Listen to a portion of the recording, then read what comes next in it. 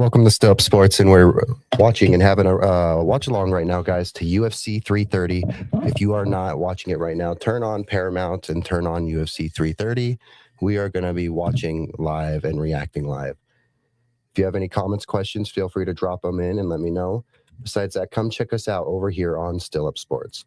You can check us out right here. We're at 138 on YouTube right now. We're trying to reach 200 before we make it to Denver in November. Go ahead and support if you would like to. It means the world. We talk sports late night, Monday, Wednesday, Friday, late night sports talk, Denver Broncos, all sports talk, especially. But we talk late night sports talk, guys. Feel free to get involved. We're here to talk UFC. We're here for this main card. There's some fun stuff in this card. So, I did not prepare notes, but I would love for you guys to drop in and add your opinions and everything that you want to talk about. Feel free to drop in. This is a very social kind of vibe, so we answer questions, we engage. We love to talk and hear you guys' opinions on these fights. Let me know what's on your mind right now, guys. You got Joe Rogan, John Anik, Daniel Cormier, DC on the call right now. We're about to get into this main card soon, so do me the favor. As always, if you have any comments or questions, drop them below. But besides that, like and subscribe and comment. It helps me out a lot. We're trying to get YouTube's attention to normalize late night sports talk, guys, and it helps me out a lot. So please do me the favor, like, comment, subscribe, go on YouTube. It means the world. Besides that, guys, we're on other platforms as well. So we got to open them all up. Like, we're on X, we're on Twitter, guys. So go check us out. We're right there on X. Go check us out there. Let's see. We're on Instagram. Go check us out on Instagram. We're on Instagram. So, and then besides that, guys, TikTok. We're also on TikTok. Go check us out on TikTok. We're trying to get better and having a bigger social media presence on TikTok. Go check out our boy Zane right there. That's awesome. We'll be maybe talking to Zane in the future. Who knows?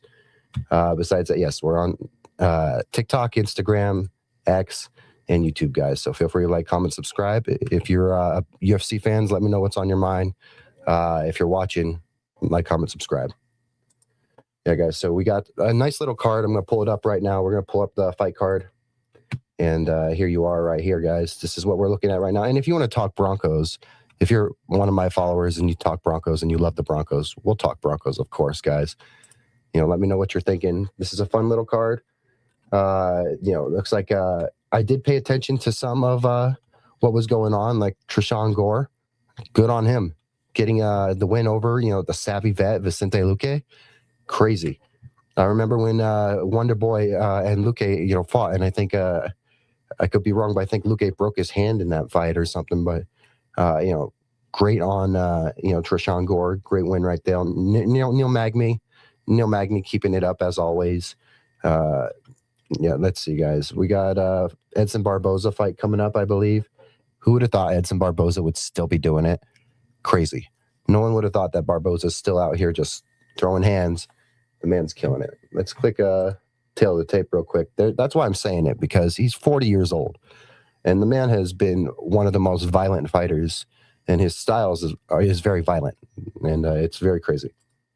Yep, guys, if you're watching, it says we got 71 people watching, 8 on YouTube, 63 on X. Retweet this, like, comment, subscribe, retweet this post. Get engaged, guys. Let me know what you guys are thinking about some of these fights. I love the Broncos. I love talking football, but I will say MMA and combat sports is like my second love. I grew up and I've watched so many seasons of Ultimate Fighter. I can't even tell you. I just love it. I love MMA. I love combat sports, and we try to cover and react to everything, guys. So thank you for joining me. Hope you guys are having a great day. Yeah, if you're watching, turn on Paramount and go watch UFC 330. We got a main event that's similar to what we saw back when it was Conor Khabib. You got Islam versus Ian Machado Gary versus Islam Makhachev. And the grappler striker comparison, I will say Islam has lost a fight before in his life, and it was due to like a crazy kick to the head knocked him out. Ian Gary's a crazy striker. Who knows how this is going to go? Did Conor have the ability to knock out Khabib? Absolutely. Was he going to be able to use it? Didn't look like it that much. I mean, he landed some shots, but Khabib took him down. We know how that went. And that's how some people expect this Ian Gary Islam Makhachev fight to go, guys. But people need to maybe go into this fight with some caution based off of what you're expecting with these two. I would not. I don't feel comfortable about the betting odds leaning one way or the other, in my opinion. Especially like if you're just going to assume Makhachev is the grappler. So something happened. Internet freaked out. We close that maybe. Okay. Come check us out, guys. We're on YouTube. We did a preview look yesterday at Broncos versus Falcons, and then we also had Jay Weaver on, to react to it and talk about that game. And while we did get a little into the game and some of the key things that I paid attention to, we really went off on Jonah Coleman. Jonah Coleman fan club. We might have to make this an annual meeting, getting all the Jonah Coleman fans together, and we'll elect Cecil Lammy our president.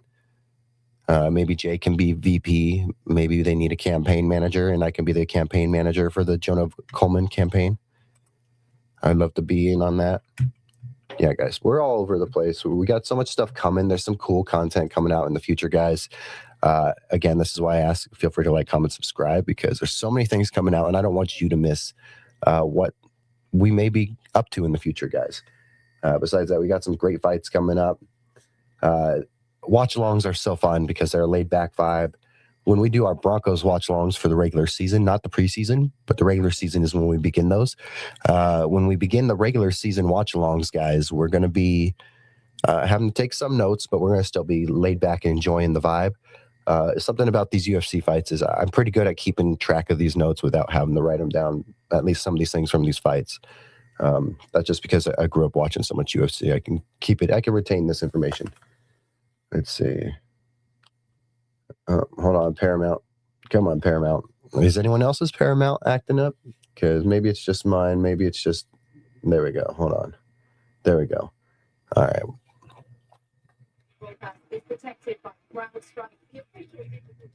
Okay. Yep. We're not going to play the UFC's audio as they're actively talking about, how they go after people who use their stuff. But you got Paul Felder, Chris Weidman up there. Man, I'm a big Paul Felder fan. I love Paul Felder, man. The man stepped in on a fight. And again, we got Mackenzie Dern fighting tonight, guys. That's awesome, too. But, man, I'm a big Paul Felder fan. I love having him on the call or at least up in some sort of media booth. But, man, Mackenzie Dern, she's really trying to keep that title. She's earned her spot in this game for sure.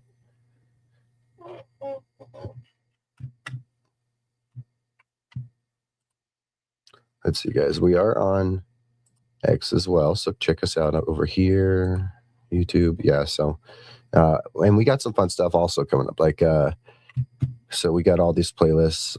You got the pregame reactions, postgame reactions, and then I'll just have to change that one to pregame reactions, or pregame whatever.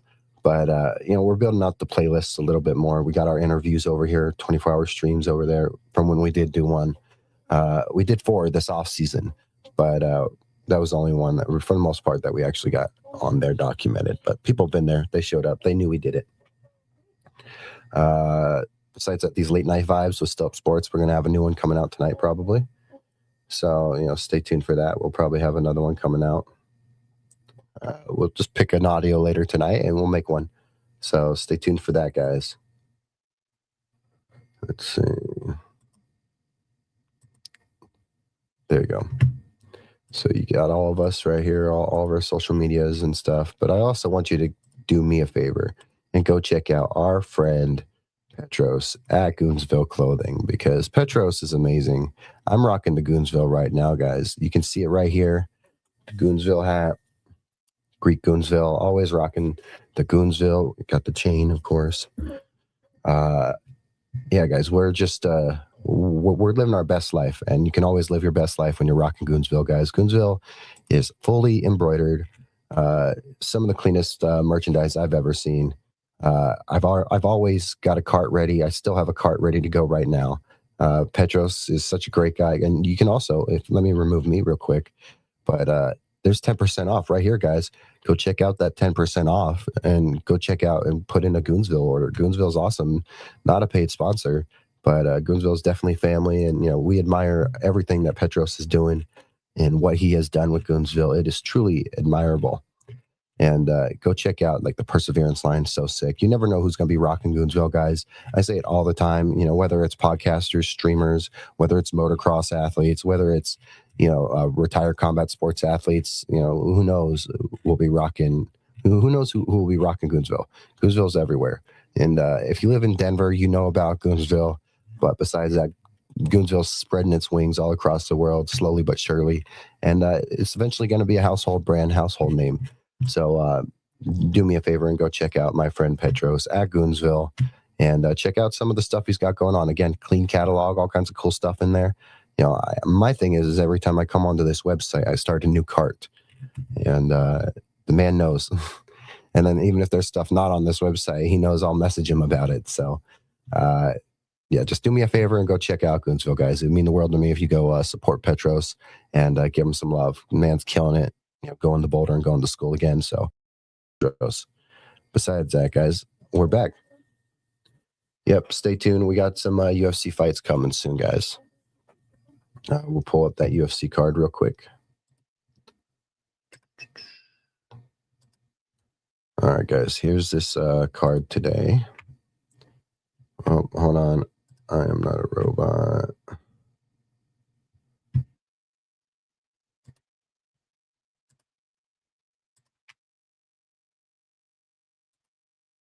Let's see, so prelims already done. Oops. Let's go to the main card. There you go. So this is your main card right here. We'll start right back here. So we're waiting for Edson Barboza. That's going to be a good one. The man's been in the game for so long. Jalen Turner, that's going to be a good one. Jalen Turner, 15-9. There was a period where he was a very, touted prospect as a striker. The man's a great striker.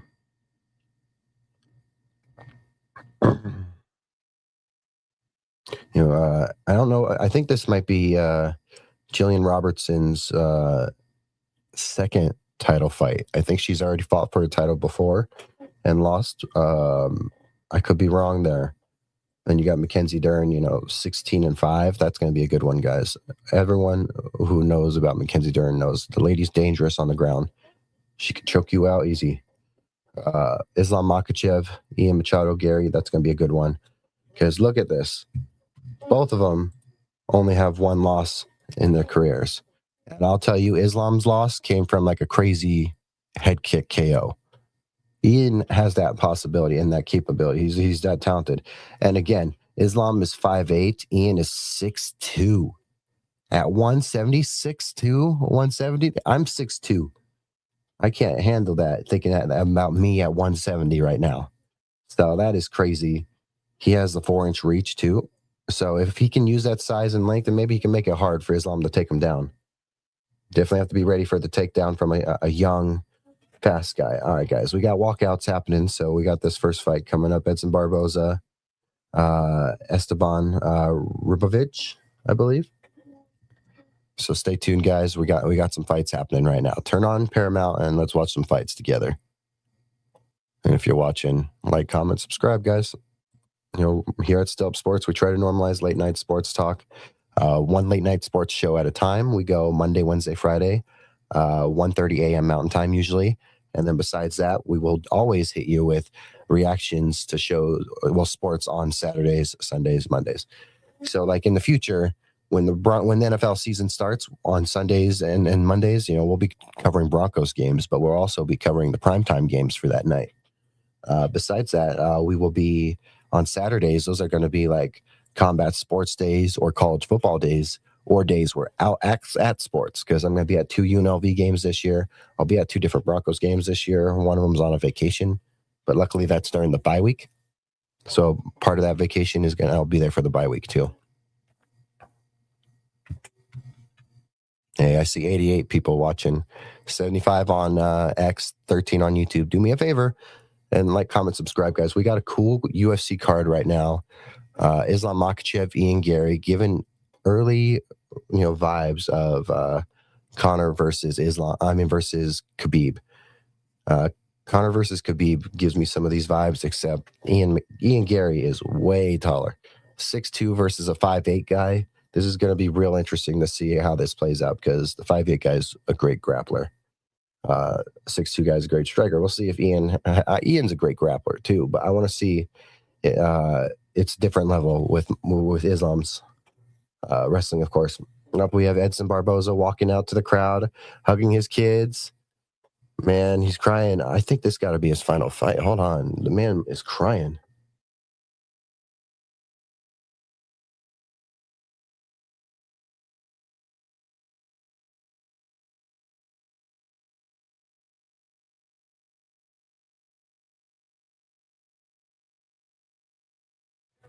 All right, guys. I can't tell you if this is Edson Barboza's last fight, but the man's crying on his walkout. So there's something about that. Maybe it's because he just hugged his kids, but there's something about it, man. The man has been fighting for forever. He's one of 12 Brazilian UFC champions ever. Only fighter in UFC history to finish people with kicks to the head, body, and leg. He's finished people with kicks to the head, the body, and the leg. Edson Barboza is a legend. And because he's 40 going into this fight, he just kissed his kids and hugged them on the way out, and he was crying. Yeah. Hey, Ty, hope you're having a great day, man. Yeah, I'm watching some UFC. I'm always here to talk Broncos, too. Hope you're having a great day, man. That hat, LOL. Yep, I'm rocking the Goonsville. I'm always rocking the Goonsville. See? Bam. But yeah, that was a good preseason game, man. Really put a beating on the Falcons, guys. Offense looked pretty good.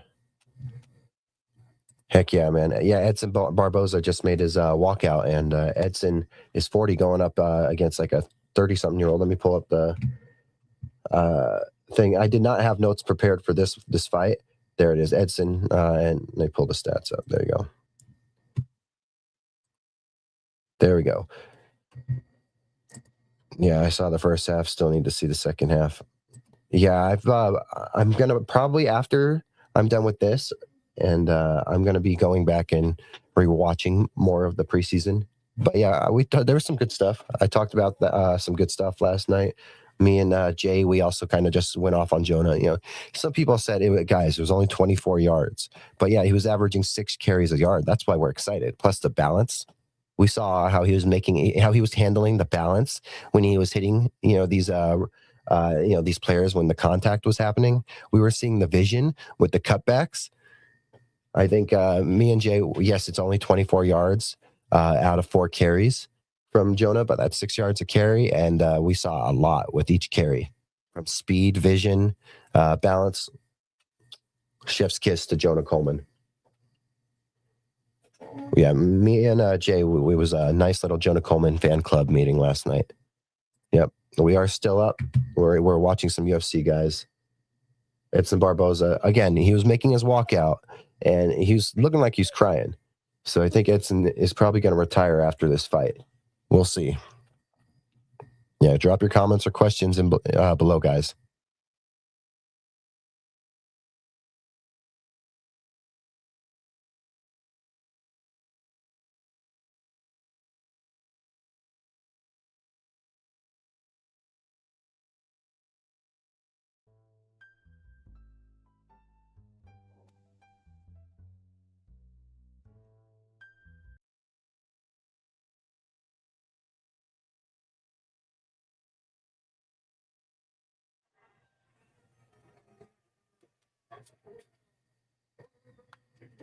Yeah. Herb Dean, guys. You got Herb Dean as your ref for this fight.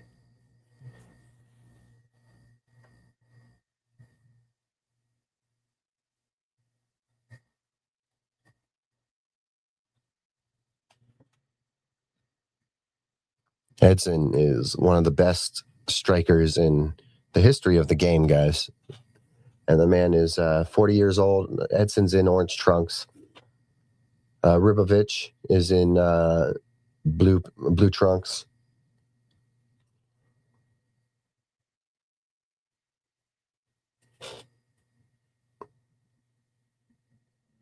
Oh man, Edson is those calf kicks have been, he's KO'd guys with calf kicks. He's kicked guys so hard and so many times in the calf that they give up. He's kicked them in the head, and Edson's taken some pretty nasty headshots. Come on. Oh yeah, so Edson is not the favorite. He is the underdog. Nice little spinning body kick by Edson. Nice little calf kick.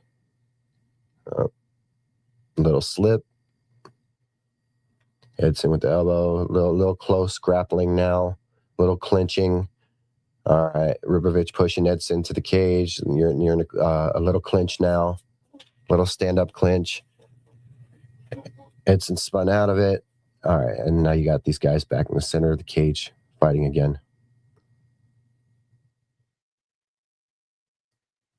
Edson, most of his career has always been the faster fighter, guys. But in this case, you can kind of see it. He is not. And, the 30-year-old is looking a little faster, but Edson is still, precise with these little jabs. Edson knows where to, put these blows. Great body kick. Oh, come on, Edson. Oh, wow, these guys are throwing. Great right hand by Ribovich. Edson does look slightly slower in this matchup, but what can you expect?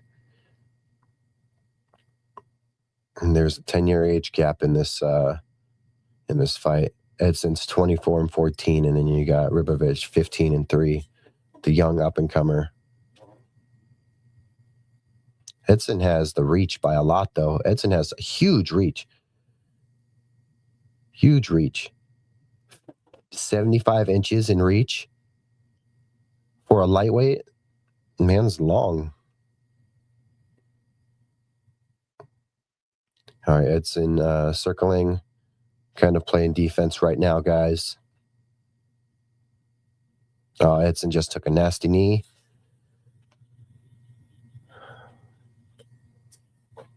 We didn't do predictions for this either, guys. We did not do any predictions. We just, oh man, come on, Edson. Edson's really eating some shots. No teep kick, body kick.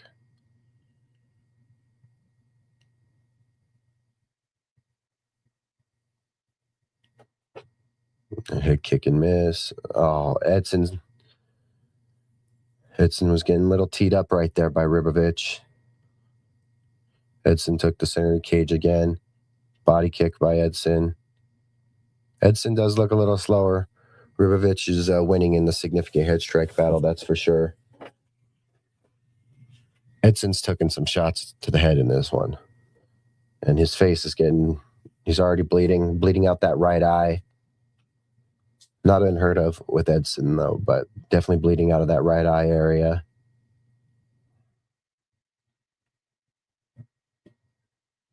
Oh, man. Ribovich really bringing it to Edson.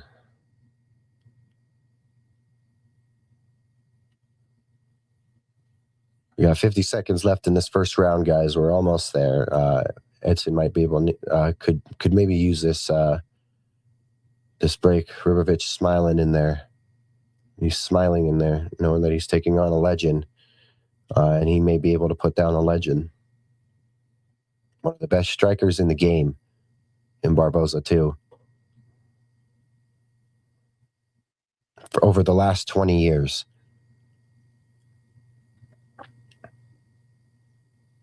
Barboza trying to bring it back. I'm going round one, Ribovich, guys. Barboza lost that first round, and he's still bringing the heat up. Barboza tripped a little bit. Hold on. We may have a finish in this final seconds. We got a bell. Saved by the bell. Barboza was saved by the bell. That was very rough. Barboza definitely lost that round. I got so much love and respect for Edson Barboza. One of 12 Brazilian champs, of course. But oh wow, look at that nasty bleed on the ankle, on the foot. The cameraman just moved the fucking official. Sorry, guys, I swore. Since when can a cameraman put his hand on an official and move him out the way? Did you just see that? Because the cameraman was trying to see that nasty, like he saw the nasty cut on the foot, tried to get another look, and then you saw the cameraman's hand. That was the cameraman's hand come on the screen. They're not supposed to do that. He put his hand on the screen, into the screen's view, and moved the official. Oh, you'll have to go back a few seconds if you missed it. But when they're trying to show off the little bleed going on by Edson's right foot, you could see a random hand pop right in front of the screen and move an official. And that's the athletic commission that he just moved an official with. Since when can cameramen do that? That was a little silly. It was during between round 1 and round 2 of the Barboza fight, when they're in their corners, is when it happened. But that was weird. I just saw a random hand pop on screen. I'm like, I've never seen a hand pop on screen before. And he moved the official. I get it. You're trying to get a good shot, bro. Wow. Oh, I'm worried for Edson in the second round. Maybe that the little break might help. Edson's still bleeding from that cut on his right calf ankle area. No, seriously, that was some touch booty stuff. Yeah, exactly. Yeah, that's some touch booty stuff. Again, have you ever watched any sport, Ty, and see a hand come in from the cameraman and do something on screen that like moves someone? I've seen cameramen have to shuffle through crowds after like big college football games, yada yada, but never like a hand just like moving promiscuously into the screen and doing that. That was weird. Very weird. Again, that's also a state athletic official. That's an enforcement official for that sport who's there to monitor this stuff. Yeah, it's going rough for Barboza. I really feel bad. The man you could tell there's something about this fight from the minute he walked out. It was that hug to his kids, hugs and kiss to his kids, the crying down the ramp. It's done. Herb Dean, finally, Herb Dean. Everyone knows how Herb Dean has been these last few years. If he dies, he dies. Good job on Herb stepping in. Edson didn't need to take any more beating. We saw what was about to happen. Yeah, he should. I hope he does. And I hope it's going to be real beautiful real quick. Oh, man, this is beautiful right here. Hold on, guys. I'm going to mute the mic.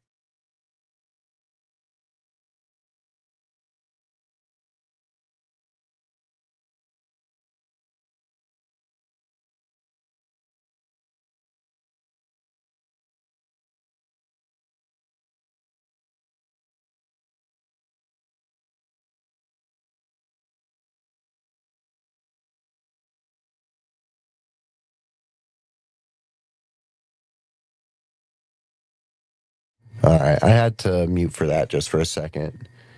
Edson getting some love and showing some love, to Ribovich. Oh, nasty elbows. He took a nasty knee once or twice in this fight. Let's see if they'll show any of the knees. Either way, man, there was a speed difference for sure.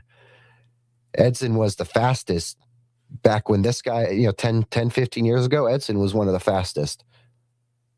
And he has slowed down. That was a beautiful moment, though, them sharing some love out there. Some great sportsmanship. That's what we love. In a sport where you're literally trying to knock each other unconscious, the minute it's over, you can hug each other.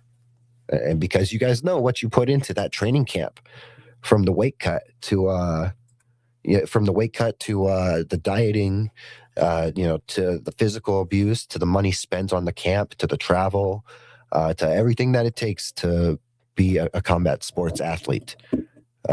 These guys aren't given the love that they deserve.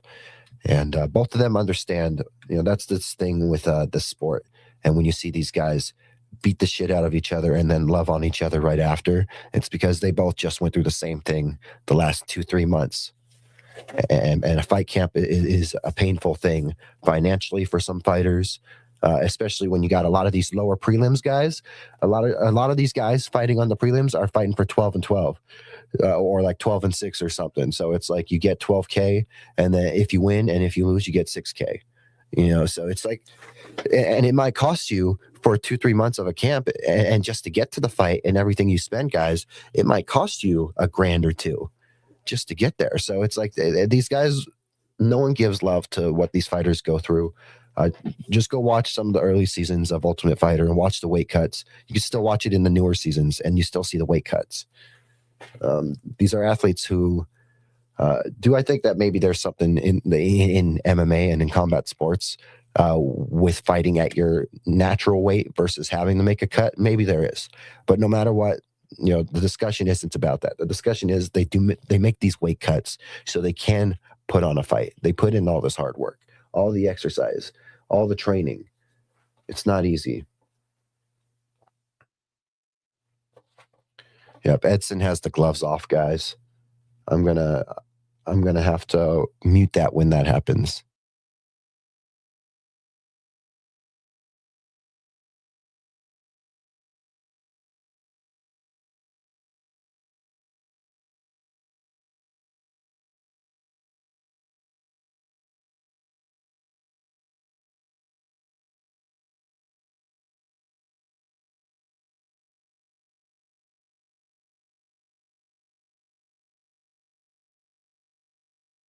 Yeah, so Ribovich has actually been saying just now that Edson is his idol and that he's looked up to him. Edson's crying, guys. He's got the gloves off. It's going to happen. He is retiring. Much love to Edson Barboza, his family. He gets to go be a dad now. He doesn't have to fight, anymore. He can go be a dad.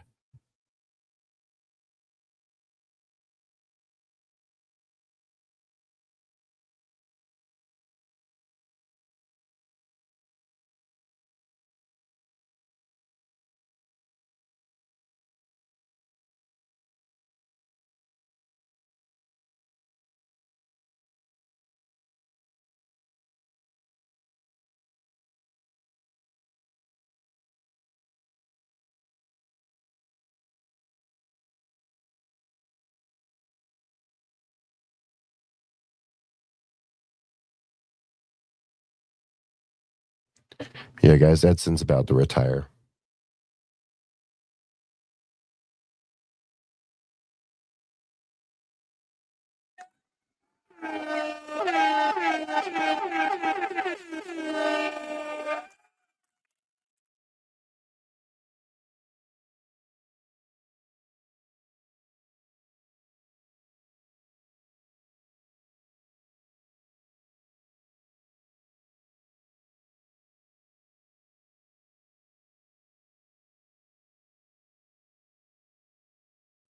It's a real emotional retirement, guys. It's pretty emotional in there. He has a whole standing ovation. The whole crowd started standing up, man. He's getting a whole standing ovation from a whole arena.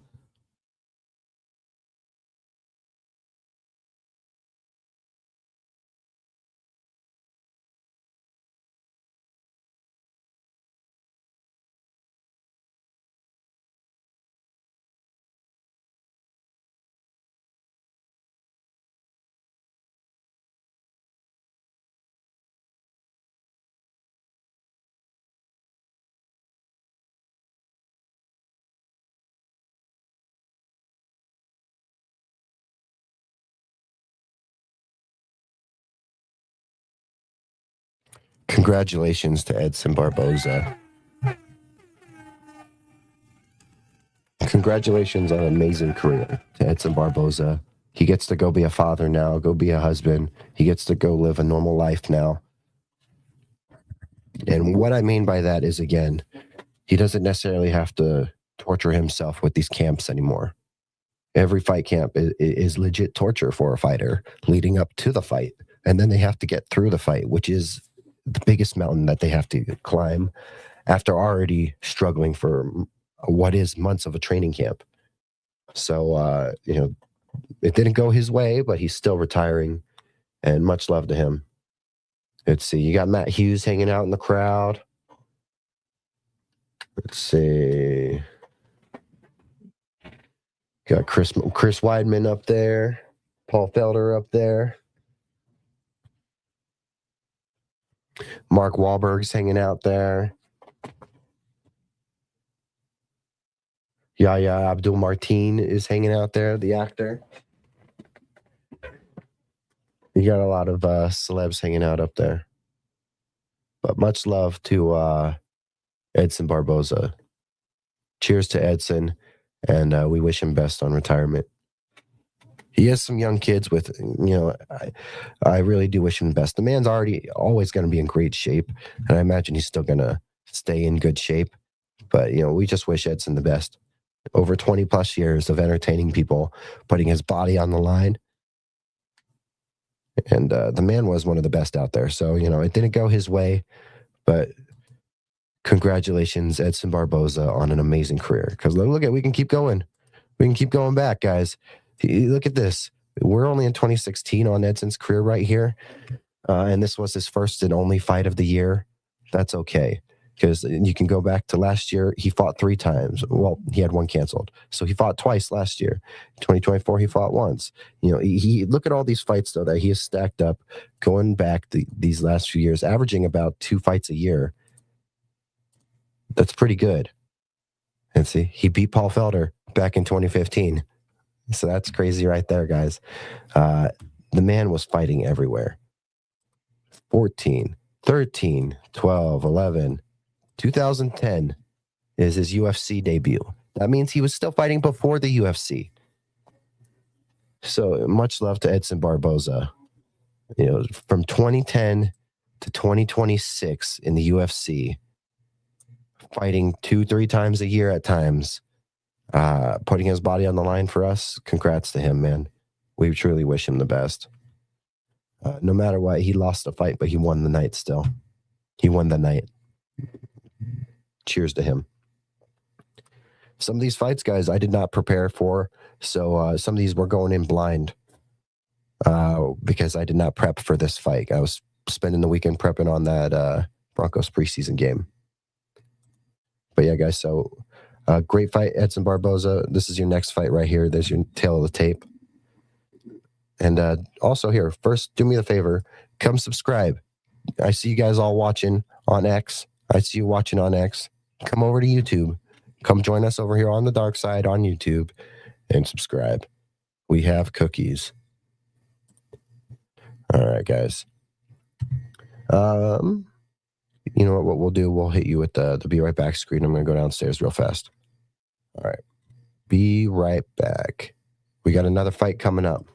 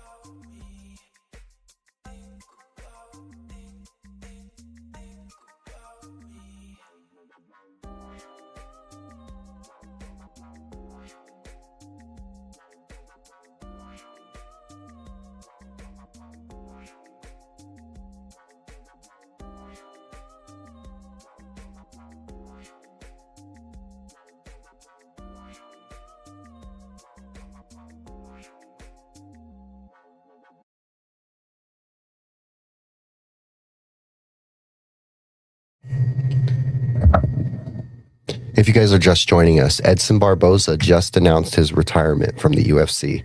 Since 2010 to 2026, the man has fought in the UFC 16 years. He had a career in combat sports before that, too. So the man has put in over probably 20 years in combat sports, and he has just announced his retirement. So congrats to Edson Barboza.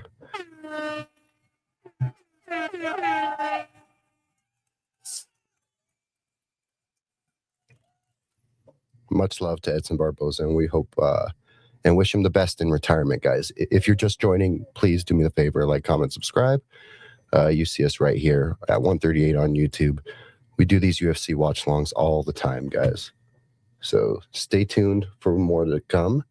We got another fight coming up right now. Here's your fight. Here's your tail to tape for the fight coming up. All right. All right.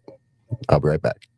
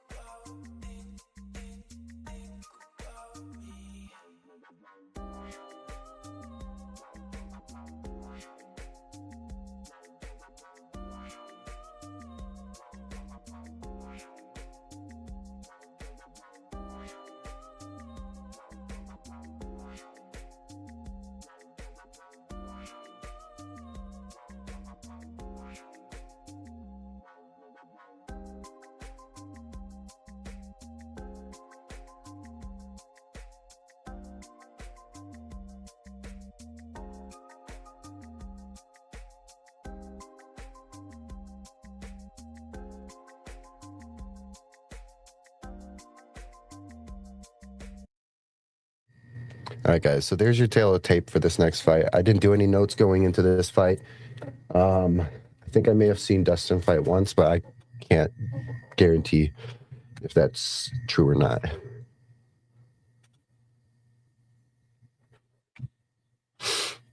But yeah, there's your fight, guys. Tail of the tape: 34 versus 28, 6'2" versus 6 foot.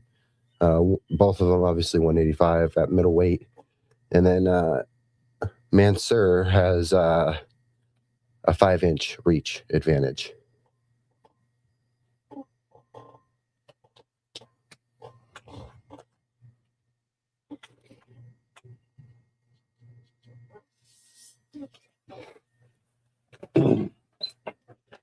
Man, we'll obviously get back into the Broncos either tonight or tomorrow or whatever, but it was such a great preseason game. That's all I can tell you. I saw a lot of positives, a lot of things to be excited for, very few things to actually really be worried about.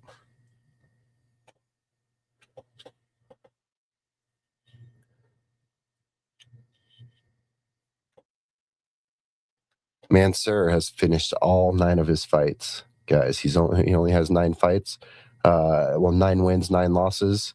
No, 9 wins, 1 loss, 1 no contest. But out of those 9 wins, he's finished them all. 7 of them were knockouts. The other 2 were from subs. TKO, so that's pretty nice.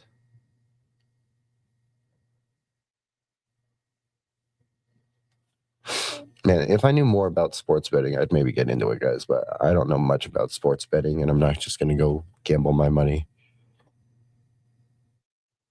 Yeah, guys, do me a favor. Check us out on YouTube. We got all kinds of cool stuff, all kinds of playlists, cool stuff coming out. Just stay tuned. And we're on X. Come check us out here on X. doing a UFC 330 watch along. We also did our watch along last night with Jay, as we reacted to the Broncos and the Falcons preseason week 1, matchup. That was fun. That was very fun.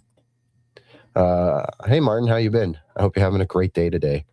I've been watching a bunch of these preseason games, and clearly some of these teams are more prepared, but some, like Atlanta, are not what they need to be. No, I think Atlanta is. I saw on paper, Martin. If you take Atlanta, you put them on paper, you can say like, okay, there's something there. But when you saw the product on the field, it's not inspiring. Maybe it's because they're going against the Broncos and not, the Saints or, another team that might have a worse defense or something. But I'm genuinely worried about Falcons fans this year having to watch that product. I think they're going to be pretty upset. I mean, what do you expect? You thought Tua's going to be your QB fix. That's what they thought. It's nothing against Tua, but some would argue that maybe Waddle could have had more opportunity, especially like a year like last year, if he had a more capable or productive QB. But yeah, no, Atlanta is definitely, that was a little disappointing for sure. I don't know if you watch UFC, Martin, but I am doing a UFC watch along right now. We are watching the main card of this UFC fight right now. So the next 3 or 4 fights. And then the one that just happened, Edson Barboza just retired after a 20-year career in combat sports as a striker, a man who's finished someone on the ground, a man who's finished someone with kicks to the legs, to the body, and to the head. He's made guys, he's TKO'd guys with kicks to the legs, calves, body, all that. Yeah, Bijan is clearly what makes that offense works, but their D last night. No, absolutely not.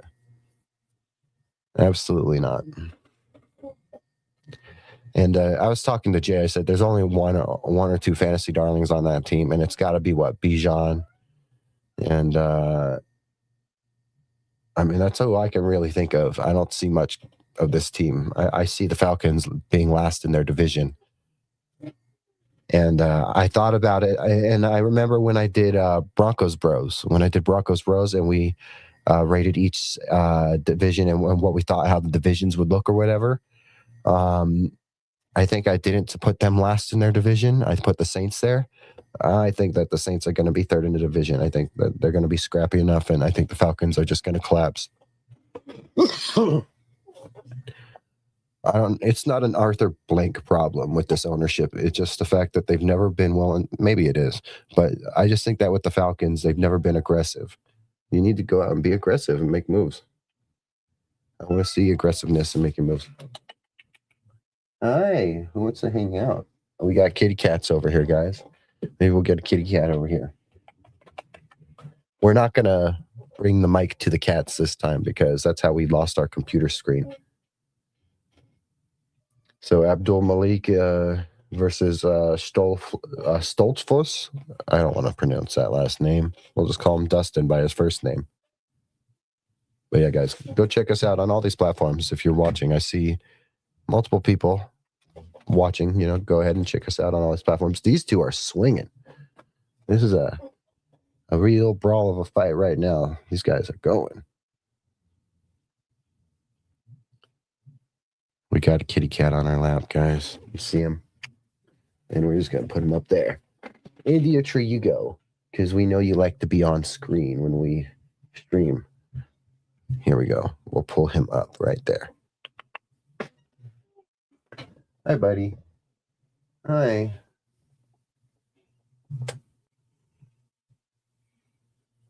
That's my son.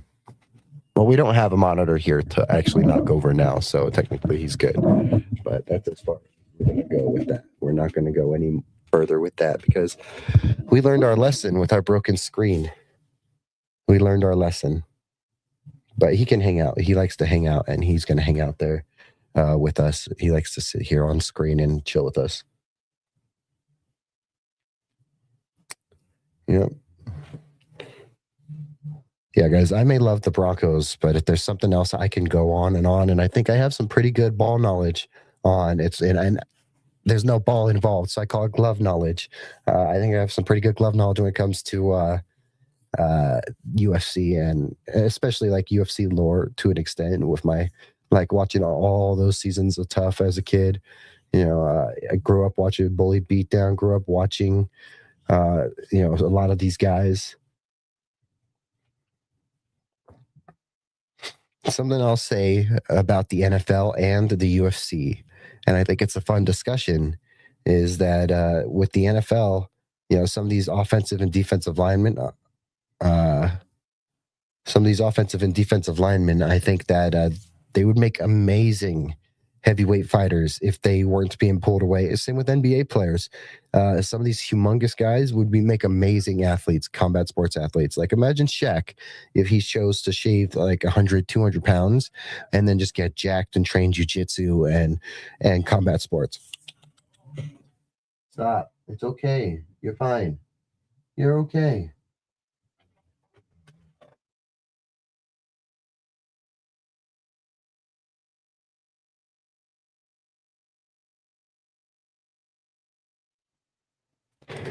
One second, guys. I'll be right back.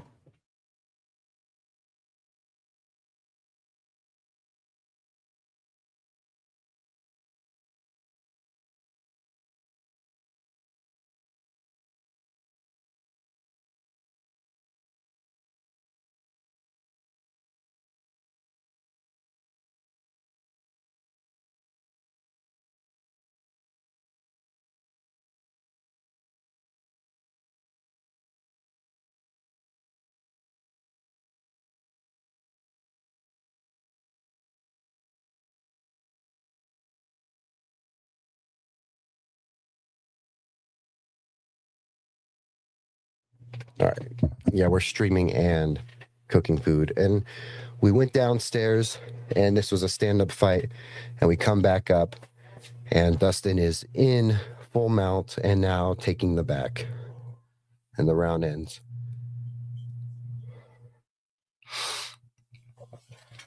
That's going to be good for Dustin as he tries to win this round. Look, we got a cat. He just turned his back on you guys. That's all. He turned his back on you guys. This is why he's not a good co host. If he was a good co host, he wouldn't do that stuff to you guys.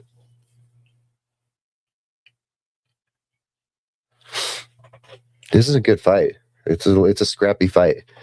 I'm glad I didn't do notes because to me, I just see two guys that are just throwing hands. How many Bud Light commercials is Bruce Buffer in? That's my question to the UFC.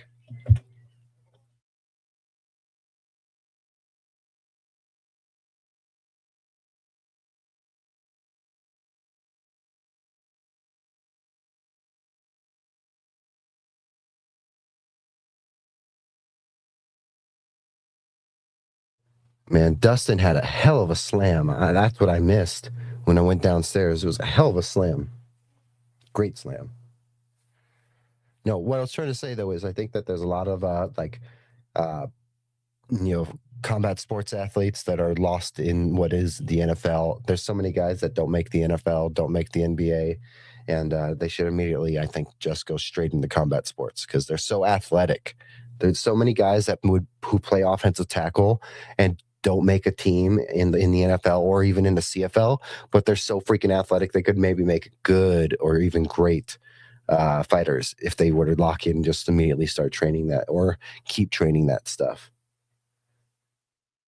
We've seen some college wrestlers make the transition into the NFL as offensive linemen and D linemen, even as linebackers too, or tight ends. But I think that we've seen college wrestlers make the transition as well, and it's just an athletic thing. I think that there's something about it. Oh wow, Dustin's really getting pieced up, so Dustin shoots again.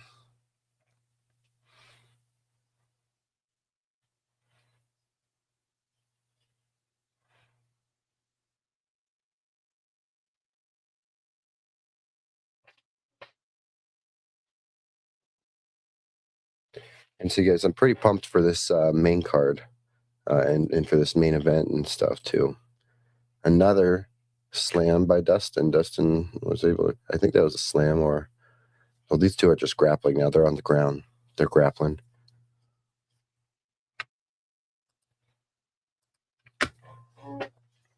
Like Jalen Turner, that's a great fight. Mackenzie Dern, great champion. Can she keep her belt? Islam versus Ian Machado Gary, that's like Connor versus Khabib type familiar.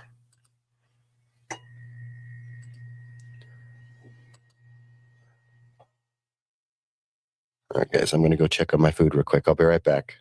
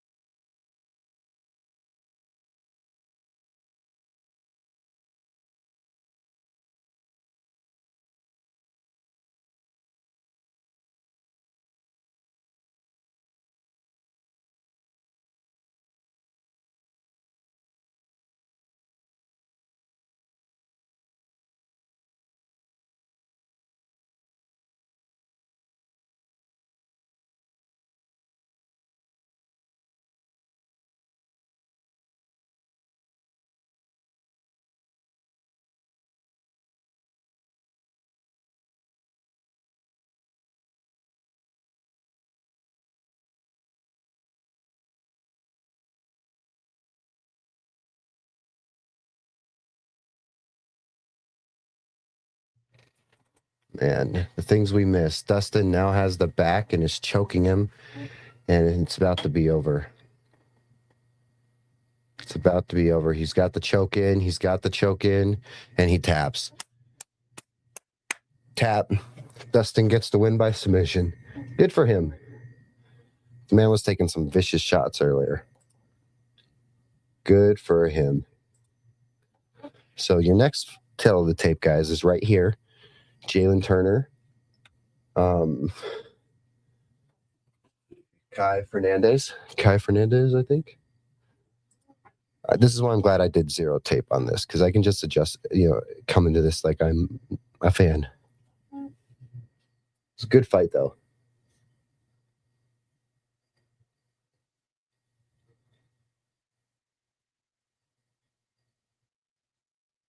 Ooh, it was great jabs, two great jabs, and then a right, another jab, another right.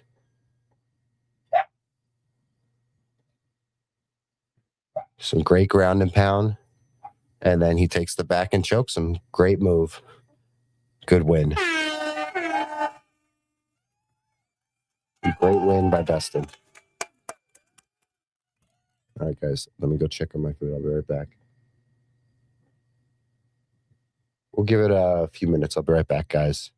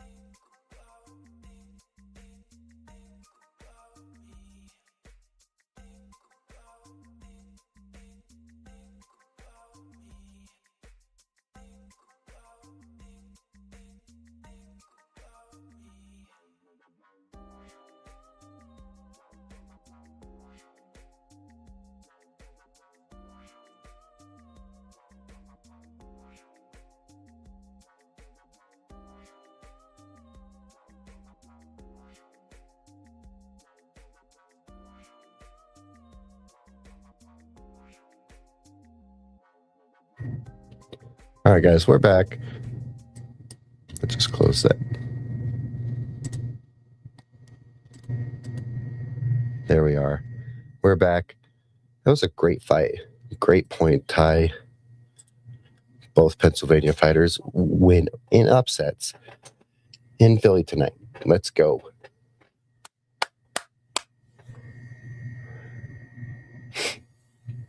We're in for a good fight right now, too.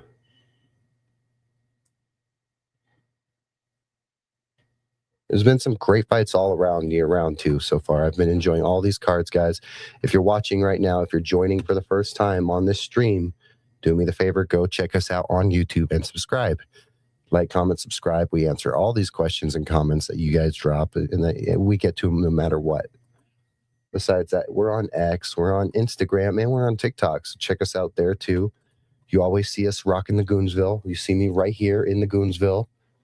Always rocking Goonsville, guys. Go check out Goonsville. Go support Goonsville. Goonsville's awesome. They make some of the cleanest clothing in the game. Great catalog right here. Go check it out. Love this hoodie. One of my favorite hoodies ever. Go check out Goonsville, guys. That's all I can tell you. Get in on Goonsville before it's a worldwide name brand in every household. So just get in on Goonsville early. And Joshua Van versus Alexander Pantoja. That's going to be a great fight when that comes up. I honestly forgot that Joshua Van became the flyweight champion. I haven't paid attention to the flyweight division. That's crazy. All right, they're previewing that, guys. I'm right here. I'm not going anywhere. But I am going to eat right here. So I'm going to mute the mic. I'm going to be chilling right here by muting the mic. I don't do ASMR eating videos, guys. You don't get to hear me eat. I'm sorry. That's not in my wheelhouse. Maybe you can find that on another weird site or app, guys, but not here.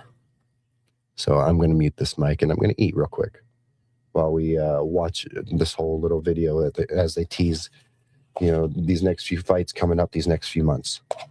Because there's a lot of big fights coming up, guys, so stay tuned for all these big fights, because we're going to do watch-alongs to most of them as well. We try to do watch-alongs to all this stuff.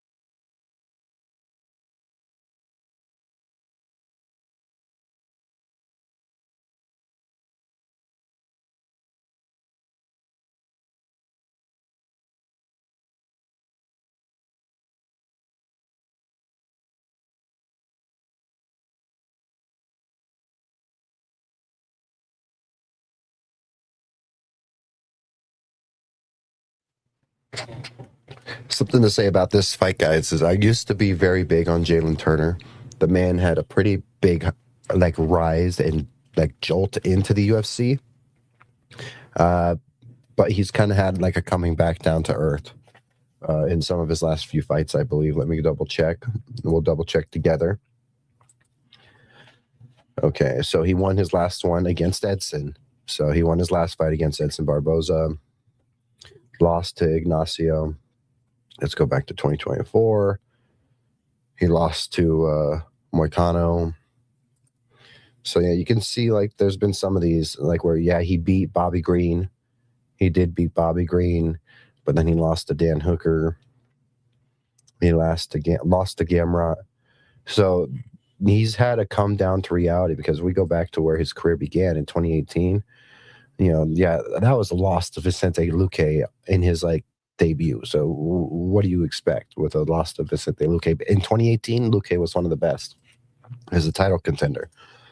So now, guys, you got guys like Jalen Turner, beating, Kalen Potter, Jalen Turner losing to Matt Frivola. So either way, he's had an up and down, win, lose type thing. There's been a moment where he's gone on a run, right here, against Joshua, right here against against Brock Weaver. Let's see, he's gotten the win right there. So he had a little run where he was starting to stack some wins. You see right there and there, against Jamie Malarkey, against Brad Riddell. He was stacking wins, but then he's gone kind of sputtered off. And I mean, he started in a little sputtery and then sputtered off again. There's not been that type consistency that you'd want. But he's looking to come back in, with a win off of Edson Barboza to keep turn this into a two-win streak. So we'll see if he does. His career's been like showing that he does this and falls into this path.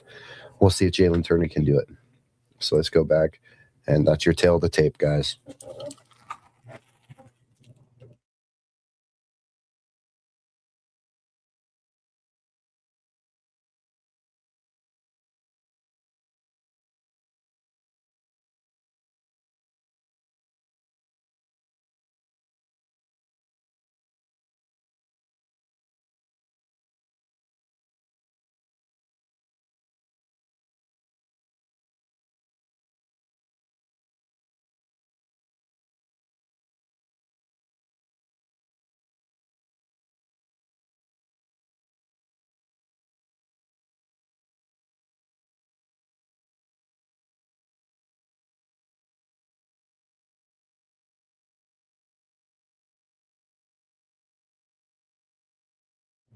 We're still on a commercial break, guys. We're waiting for the fight to begin. So we're on a commercial break. So we're just going to sit here, taking the tail of the tape.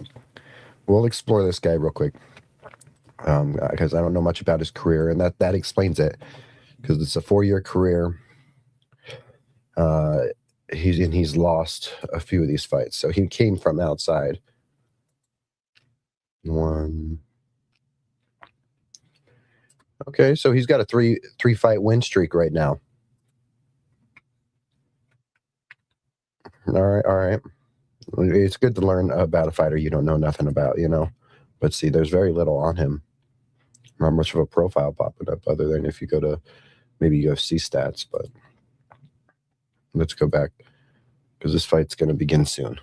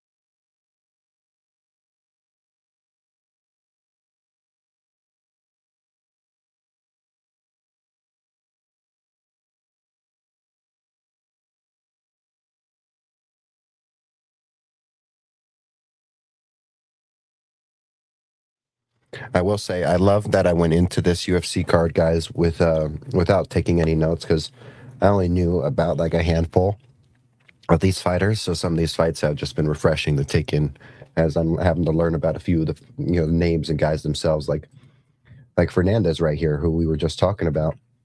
Very little about him, but he trains with Jose Aldo and he trains with one of the best camps in Brazil. Who would have thought? So it shows you the more you learn. Thank you, Joe Rogan, for telling us. Yep. Comments, questions, guys. Let me know. Drop your comments, questions below. It doesn't have to be about UFC. If you want to talk Broncos, drop it. You want to talk whatever. This is still sports. We talk whatever sports. Drop a comment or question, and we answer, and we respond, and we talk about that sport, whatever you want to talk about. Yeah, we're waiting for Jalen Turner to make the walkout. Fernandez already just walked out. Turner's walking out right now.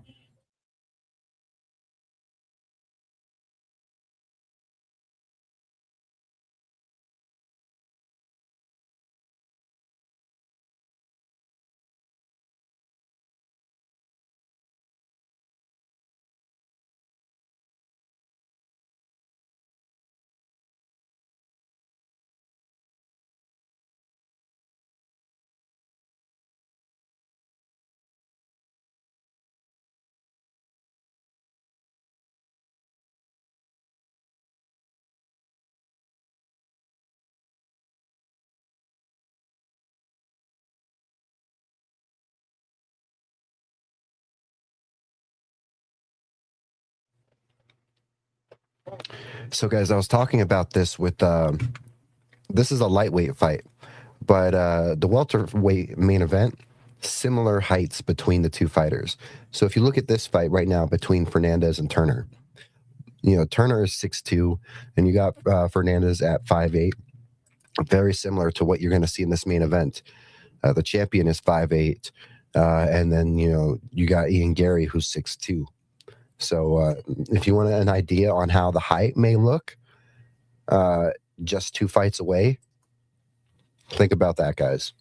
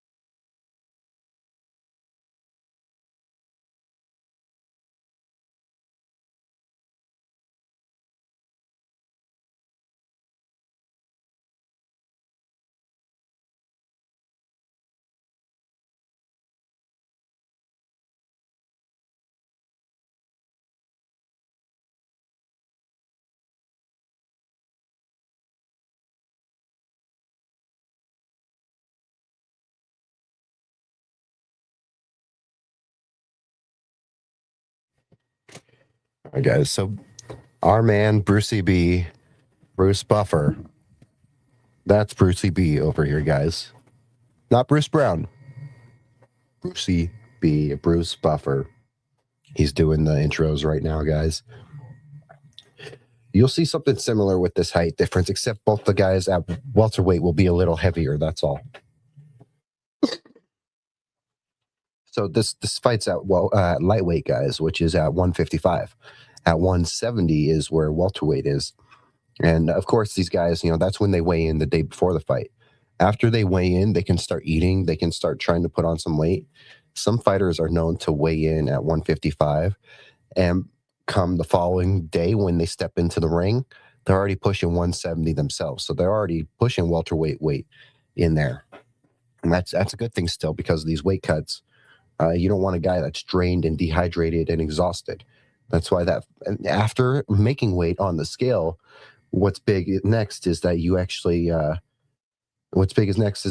start hydrating, you start eating, you start putting on that weight and start putting in that energy, getting some great rest and relaxing.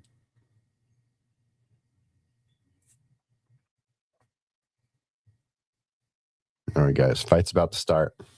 Again, if you want to compare this main event to this, I will say think about it as the fact that Ian Gary is the same height as Jamal. I mean, as Jalen Turner. I almost said Jamal Hill because Jamal Hill is like 6'1", 6'2". And Fernandez is the same height as Islam. So there's a little bit of a height difference in there. I think Ian Gary uses the body better, his length and height a little better than probably Jalen Turner does, but this is a good reference point in terms of just like what the size looks like. Oh, Jalen Turner, done. 39 seconds. Jalen Turner, done. That's wild. That was a crazy fast KO by Jalen Turner. Well, guys, on to the co-main. I hope Mackenzie Dern's ready and Jillian Roberts is ready. Can they just walk out right now? Because that was 39 seconds, and we're already, waiting for the next fight. Jeez, guys, it's a great fight. Great fight. Congrats to Jalen Turner. That's the thing with Jalen Turner, guys, is he has some really, really big highs, and you're going to see the change over here when it pops that up. My thing is with Jalen Turner, guys, is he has some really big highs, and he will like go on a little win streaks, but then he has some moments where he just loses fights that he could have won. Sometimes he gets in his own way, and it's so beautiful. The man handled him so fast. He's a true striker. He blocked the kick, blocked the spinning elbow and just started piecing the man up and KO'd him. Jalen Turner, congrats. I will stop calling you Jamal Hill. I am sorry. It's just I can't help that you look just like Jamal Hill. But yes, Jalen, and you're similar heights too. But no, congrats to Jalen Turner. Congrats, man. That was a great win. Great finish. 39 seconds, bro. And this is the great thing when it comes to combat sports. If you can get that early finish, yes, you just put all that work into this fight camp and all this effort into this fight camp, guys. But when you can get that quick early finish, you get paid and you're going on vacation. You got time, unless you're going to jump, or it gives you two opportunities. You can either just immediately take a quick little break, or you can immediately just jump right into another fight because you barely took a beating. Chances are he'll get cleared by the athletic commission because he didn't take much. He didn't take any shots to the head, no nothing. Usually when you get knocked out, you actually get told by the athletic commission guys that you can't fight for a certain period of time, whether it's 1, 2, 3 months, and the doctor has to clear you sometimes before you actually fight.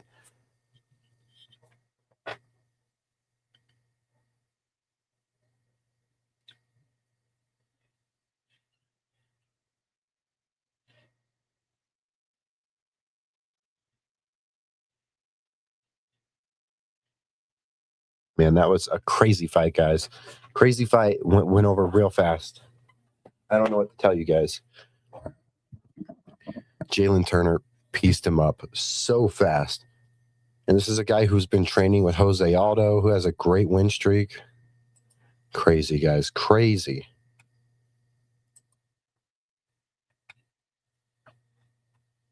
Wow. It was a great win. It's refresh. There we go. Yeah, it's fights being winners being announced right now, but Jalen Turner by TKO, 39 seconds. Incredible. Fast hands. Faster than fucking lightning. And yes, it's a UFC fight. We're going to swear a little bit on this one, guys. Here you get spicy Cody because it's a UFC fight. Man, they got that Monster Energy, red, white, and blue Raz. I don't even drink Monsters anymore, but I almost want to just to try that flavor. Because I'm a sucker for a fruity flavored energy drink, guys. You get me a fruity energy drink and I will drink it. Wow, great fight, Jalen Turner. Oh, he's made his name known for sure. Great fight. Way to stack another win, bro. Stack these wins and keep stacking them. Because if he keeps doing that, Jalen Turner is going to be unstoppable, guys. That's a crazy win right there. Most knockouts in the active lightweight division, he is in the top 5. That is crazy. And again, he may have put all this work into this fight camp. Bro just got into the fight and out of it within 40 seconds. He took very little damage. That's the best part. When it comes to combat sports, the best part, not just from the personal side with the families and the human being side of it, but no matter what, it's if you can get in, deliver a quick amount of damage fast and get out of the fight and have it over fast. Because by doing that, you limit the damage on yourself and the more, and you can extend your career that way by actually finishing fights quick. There's been a lot of fighters, whether it's boxing or in combat sports or in like MMA and stuff like that. If you finish a fight early and you get known for finishing fights early, it actually can really help you and extend your career. Gilbert Burns is out there. Let's see. We got all kinds of fighters there. Oh man. Raul Rosa is there.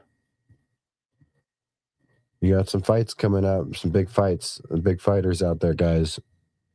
Diego Lopez is there. Of course, Diego Lopez is there.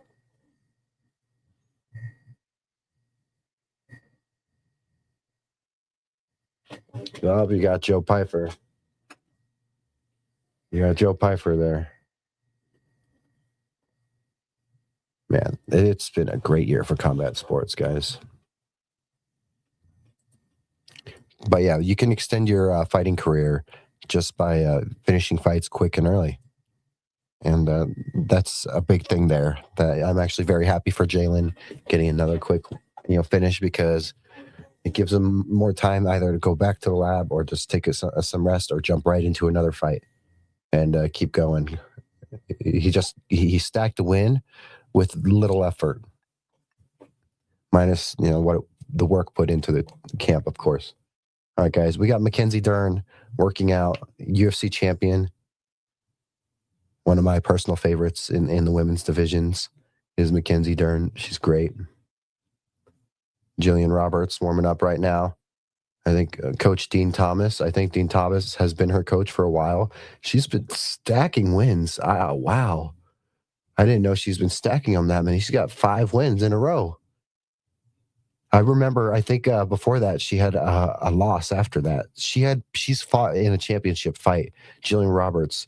She's fought the Savage, Jillian Roberts. She's fought in a championship fight in the last few years, but she has a 5-0 win streak in her last 5 fights. So she's been stacking wins. I think that's got to be sent. We're going to check that right now.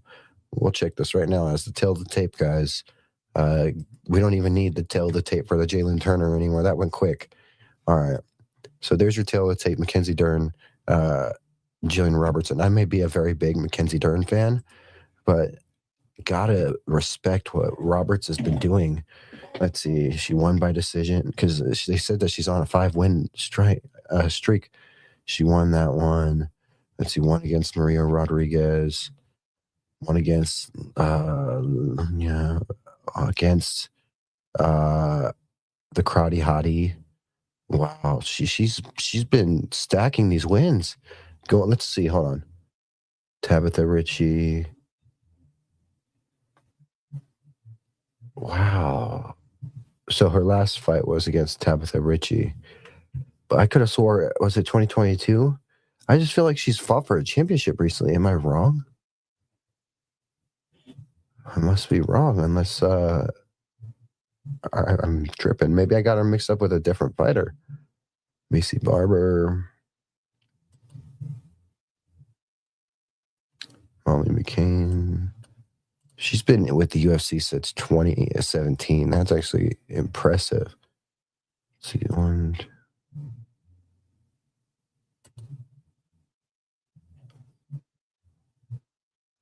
Wow, okay. Oh, yeah, that was Emmett Taporia. That was when Taporia destroyed Emmett. Wow, okay.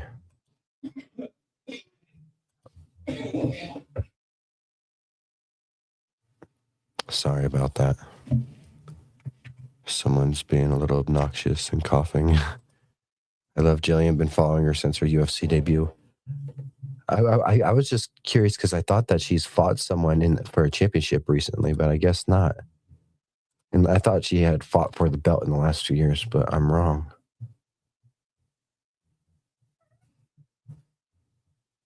Either way, no, she's been coached up by Dean Thomas.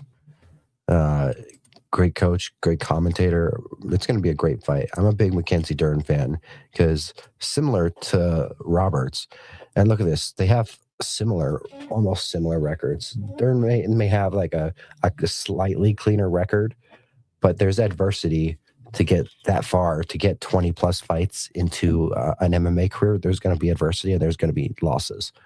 And I think that Dern is actually similar to Roberts in a lot of ways, minus I think Dern is just the better grappler, and she's one of the best grapplers the women have. Let's see. I know she switched to strawweight a couple of years ago. She was at flyweight for a long time.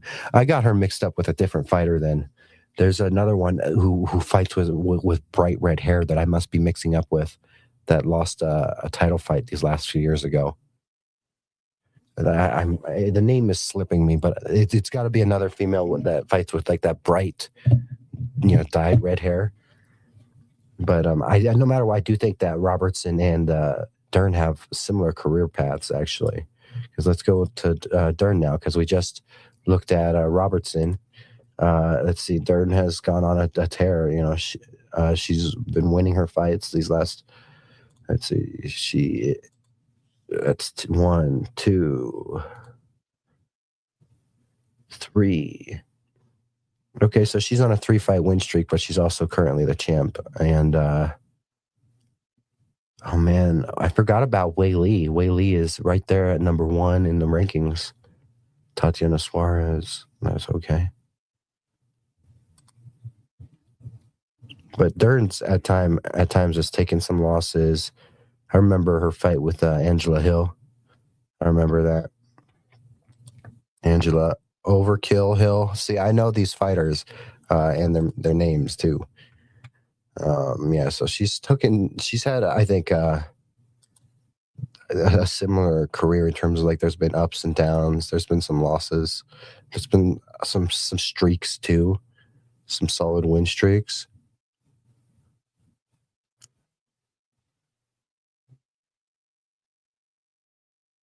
Wow, Covington Woodley. Now we're getting back. If we're going back to 2020, I forgot the Covington Woodley fight where Woodley got the shit beat out of him by Covington. Oh yeah, okay. But yeah, no, I just think that they have sort of similar career paths. They're different fighters, but I think the adversities that both of them have had, the adversity both have had to face is similar with trying to get to where they are. Again, the reach is exactly the same. The height is only off by an inch. Age is off by 2 years. These two girls, I mean, these two women are, they're fighting. They're very similar in a lot of ways.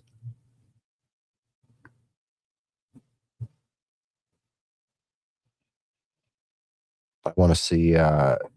No, again, if you ask me how I'm picking this fight, I would probably lean Dern by submission. I think that's probably what most bettors would probably be placing or leaning towards, is expecting is a Dern submission. But Robertson, she's got some nasty ground and pound in her. If she can take top position on the ground, she's a solid striker. Dean Thomas has been coaching her up really well. She's been getting better and better these last few years. Again, 5-win streak. She's been stacking those wins, which means she's either due for this belt or she's due to have that win streak broken. So this is why it's a great matchup. And you got Dern, who now I think Dern is a savage on the ground. And this is why it's going to be a fun matchup to see these two go at it. And what I'm looking for in this matchup is I'm looking for Robertson's takedown defense versus Dern. Some fighters, it doesn't matter how they are on the ground. If their takedown defense keeps them from ending up on the ground. And that's where you get like those cage clinching opportunities where you see the fighters try to drag these guys or gals down. If you win those cage clinching situations where they don't take you down, and you can shove them off and you can spin back around and get back into the fight. It's going to be a great fight, guys. Oh, I'm not even wearing my UFC shirt. We'll go put our UFC shirt on, guys. These ladies are going to make their walkouts. We're going to put on our UFC shirt, okay?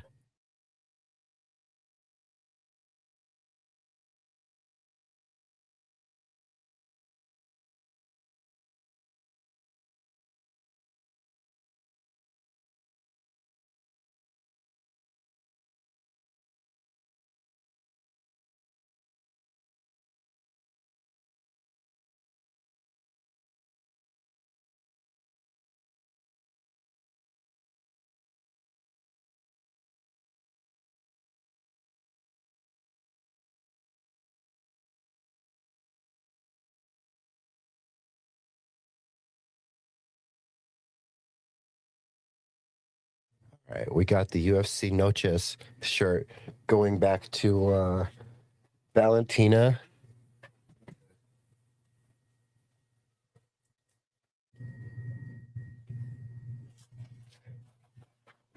The fight that ended on a draw and had people pissed.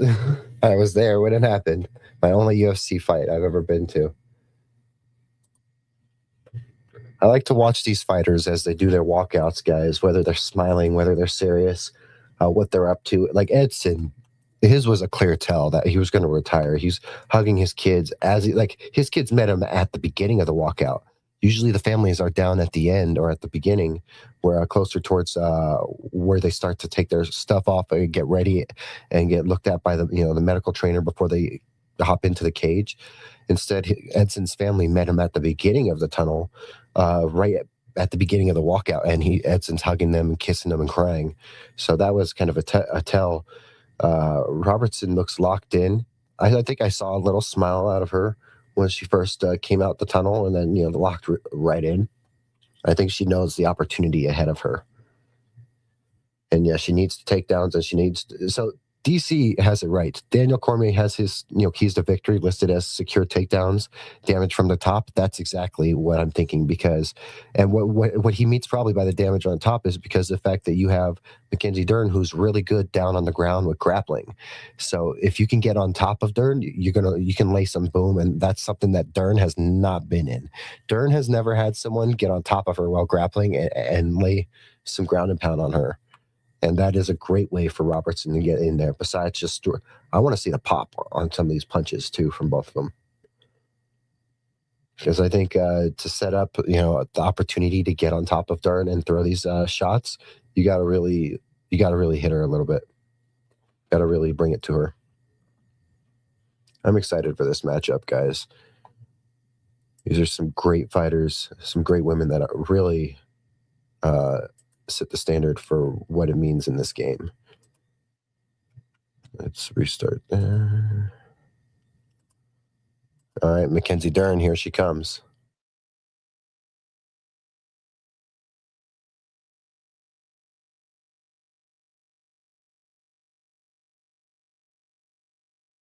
And guys, if you're not watching, turn on Paramount. Enjoy some high-level female UFC combat right now because I expect this to be a solid fight between these two. These are some great women, and they know how to fight. And then besides that, we're in for a great main event. So if you're interested in seeing what I'm talking to and reacting to, turn on some UFC, and maybe you'll get to see some cool fights real quick. I'm a big Mackenzie Dern fan because of the grappling abilities.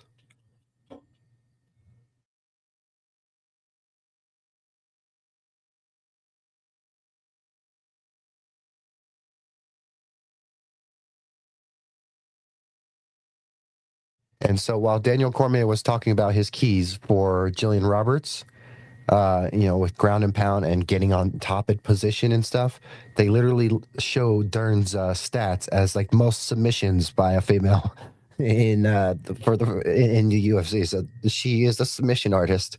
So yes, you want to lay some ground and pound on top of her from the ground, but she's never had anyone top of her like ground and pound her because when you try to go to the ground with her, she's so sneaky. She's gonna sneak a choke in or sub in on you. She's that good. So you're gonna see a real interesting fight between these ladies. I'm excited for it.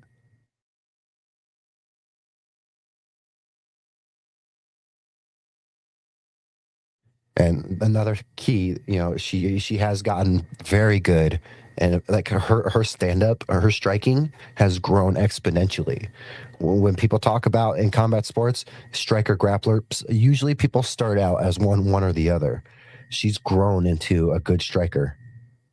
She's grown into a good striker. And part of me, because of how Robertson fights and how kind of aggressive Dern has gotten as a striker, don't be surprised if you see some hands going real early. That's what we want. Robertson smiling. She's smiling, staring at Dern. She's just staring at Dern right now and smiling at her. Talk about aura. Dern's ready, locked in. She's ready to go. These two girls don't want to wait for Bruce Buffer to introduce them. They're just ready to go. You can see it in their eyes. I think these two are going to throw some hands right now, guys. Tail of the tape's up there. Robertson is your underdog. I still have Dern by submission, and I'm a big Mackenzie Dern fan, especially because to see her get this belt pretty recently too. She worked her way up to this belt. Robertson has been on a similar path to try to earn a belt like this. We'll see if she can do it. We'll see how this goes for both these ladies.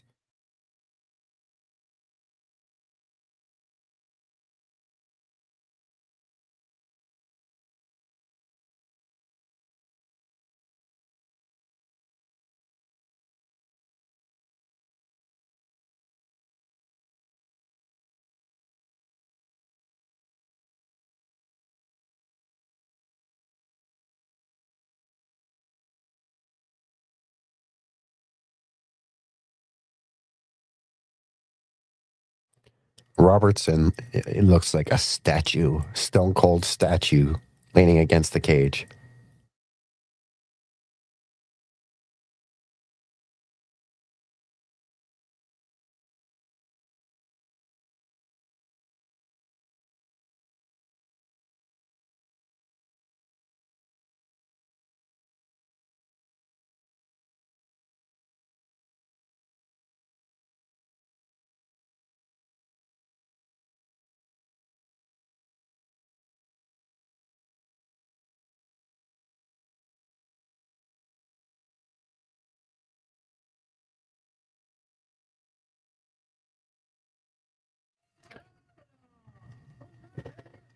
Robertson looks comfortable. She looks excited to be there. Whatever happens, happens. Either way, she looks very comfortable and excited to be right there in this situation, guys. Dern looks serious. As the champion, she looks serious trying to keep her belt. Whereas Robertson's just excited to be there. And you could tell she's been looking stone cold. Dern is serious. She's definitely looking a little serious. But, a little laid back now. Anyone gets a little laid back when you can look Bruce Buffer in the eyes and he can announce your name.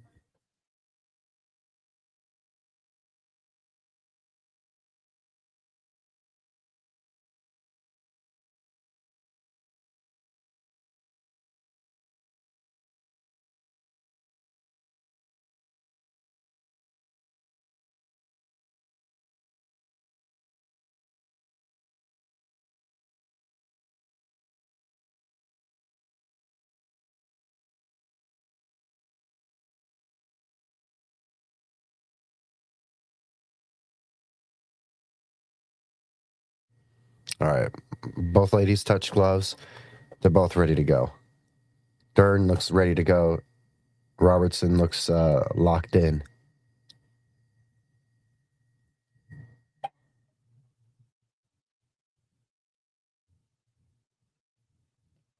All right, here we go, guys.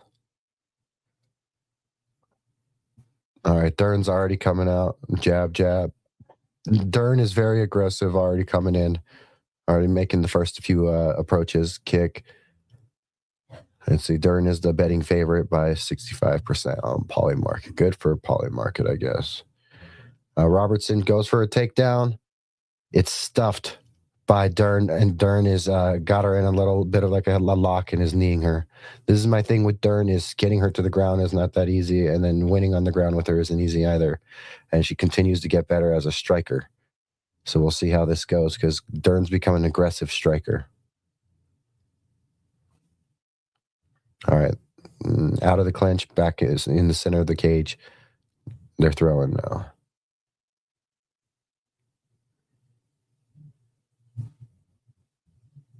See, Dern's coming in here with those real fast 1-2, 1-2s. Dern's looking really quick. Slow shot by Robertson trying to go for the takedown. Super slow shot. Dern saw it coming a mile away. It was too telegraphed. Robertson can't telegraph those takedowns with Dern. Dern will see him coming. You need to try to hide those takedowns with your strikes. Dern just connected with a left right on Robertson's chin. That was pretty impressive. Dern going with the calf kick.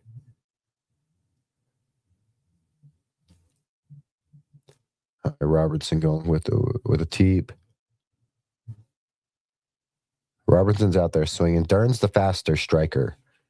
I will say that. Dern has become the faster striker, but that's because she's changed her game this last year. She's always been a great on the ground grappler, but she's changed her game when it comes to her striking. She's gotten more aggressive and much more fast with her striking. It's super impressive, the kind of work that Mackenzie Dern has done from the bottom as just like this top grappler to now like she's a top grappler who wants to throw hands with you, which is scary. That's the whole Gable Stevenson thing I've talked about before with Gable Stevenson at heavyweight. Mackenzie Dern.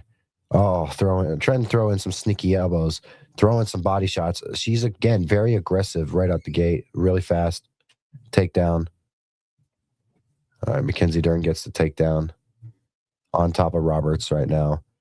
Roberts trying to deliver an elbow from the bottom. Dern's really using that leverage, that top leverage.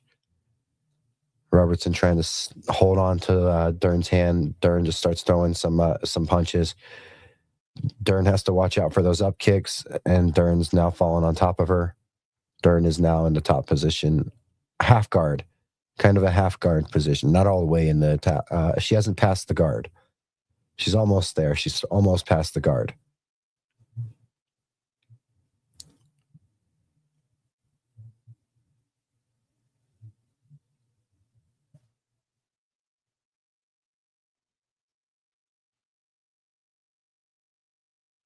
Dern's trying to get into full guard.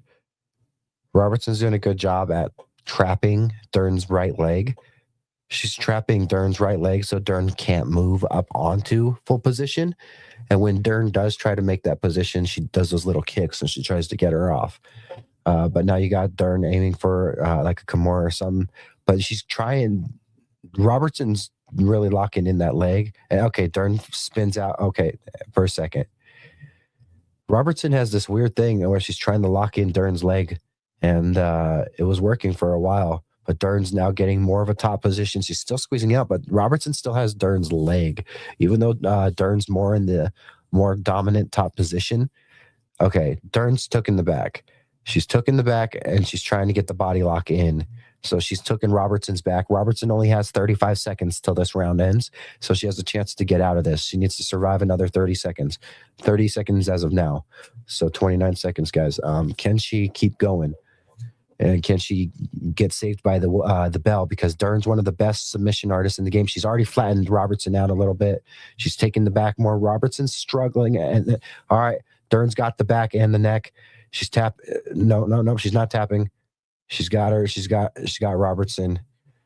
8 seconds, 7 seconds. She's choking her hard. Can she hold out for 3 more seconds? She's still thumbs up. She's giving thumbs up. Wow. Robertson saved by the bell. That shows you how aggressive Mackenzie Dern can be when she takes your back. Why getting on the ground with her is dangerous. And sometimes the only way you can win with someone like that is put them in positions they've never been in, which is you got to take the top position on the ground and deliver some of that vicious ground and pound you're known for. If you're Robertson is both of them have gone to their corners. This is that the intermission between round 2.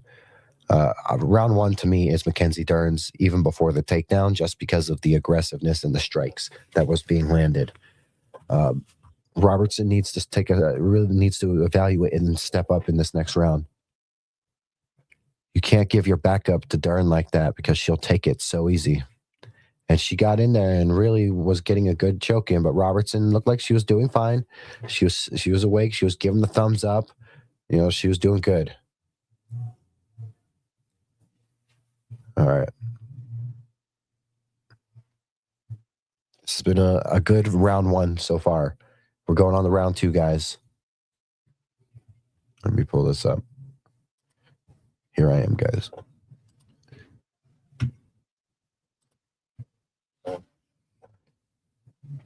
All right, both girls centering into the center of the cage.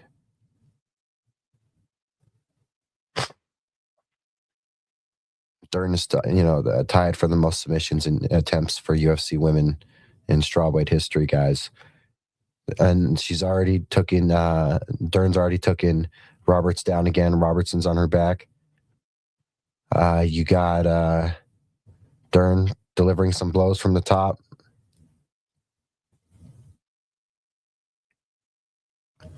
Robertson has had not like a hard guard for Dern in the past, but it's been a tricky type guard for Mackenzie Dern to get past, because Robertson has done this thing which she traps Mackenzie's leg and it stops Mackenzie's advance onto passing the guard.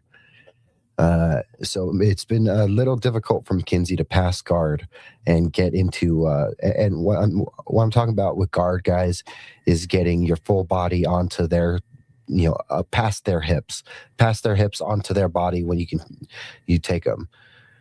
Like right now, Dern's in some sort of position of control right now. and she's going for the back. She just jumped and she's took in the back already. She's going to flatten where she's going to use these legs. She's going to try to get her legs underneath Robertson's stomach and underneath her legs and hips. And she's going to try to flatten Robertson out right here. Look for it. She's going to flatten her out. She's doing it right now. She's trying to flatten her out. And once she flattens her out, it makes it even harder for Robertson to get out because Dern's trying to squeeze in that full body lock on the waist. And once she takes the back even better and she can flatten her out, she'll take the full body lock. But she's still riding the back. She's still got Dern's back. Dern's still riding the back. There's not much Robertson can do. Robertson needs to try to get out of this. But Dern's so talented. I don't know if there's many opportunities. And Dern's got another, just locked in a sub. Dern's just locked something in. I don't know what this kind of is, but she's locked something in.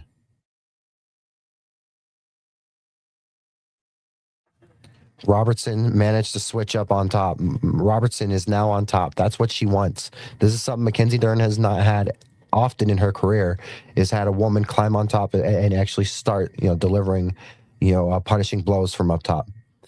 But you got to be careful with still trying to grapple with Dern because she will go for these subs and she'll come for you. What I would have loved to see Robertson do with that little bit of top position is I would have loved to see her deliver some elbows and some shots.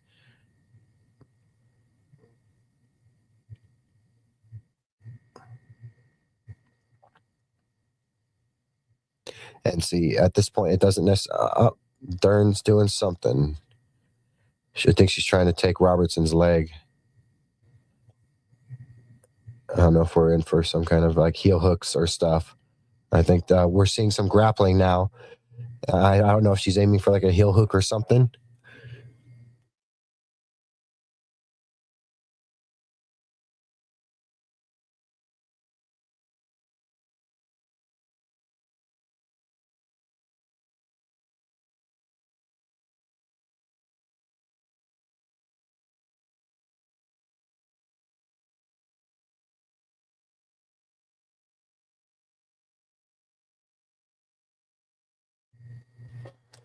Yeah, Mackenzie's doing.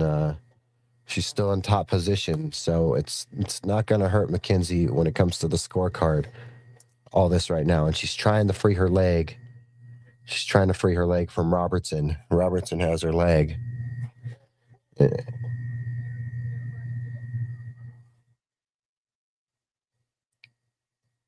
right, we got like 35 seconds left in round two. We're seeing some tricky grappling from both women.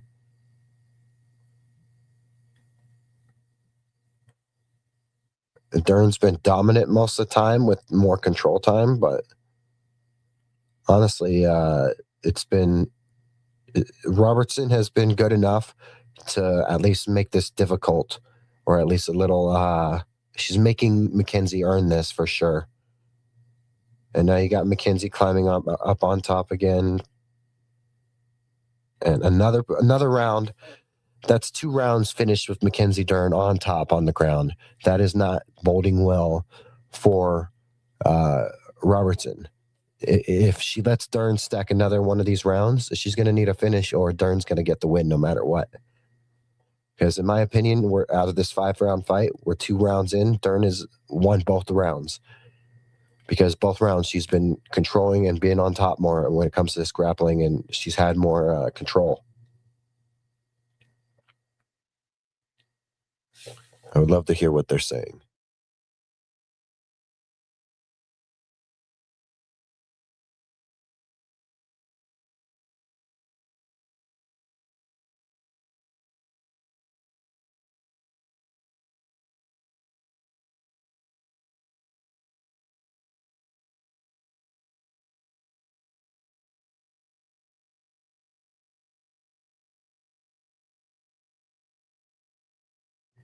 Yeah, so you got Jillian's coaches calling for her, get on her feet. You can't do nothing when she's in control. I'm wondering if we're going to see Mackenzie Dern immediately take this back to the ground, or if she's going to stand and strike right here. I wonder if what Dern's approach is to this.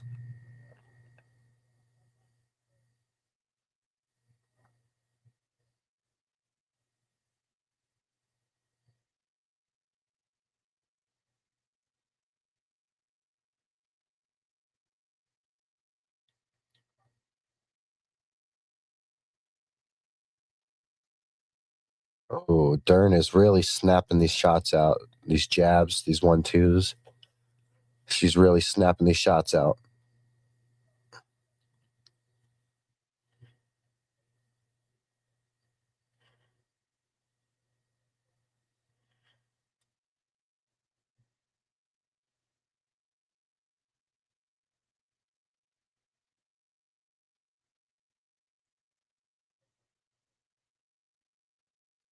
Dern's definitely the faster striker of the two.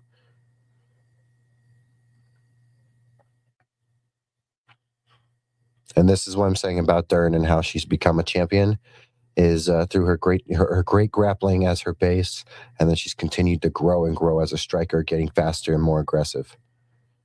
Robertson stopped the takedown there real quick, so good for her there.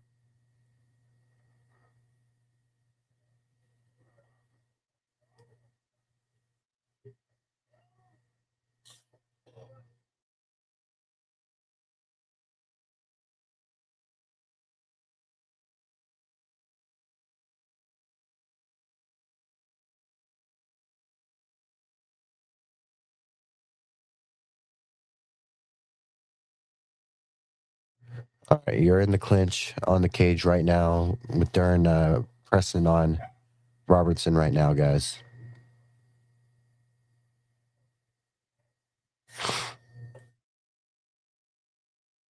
Give me a second, guys.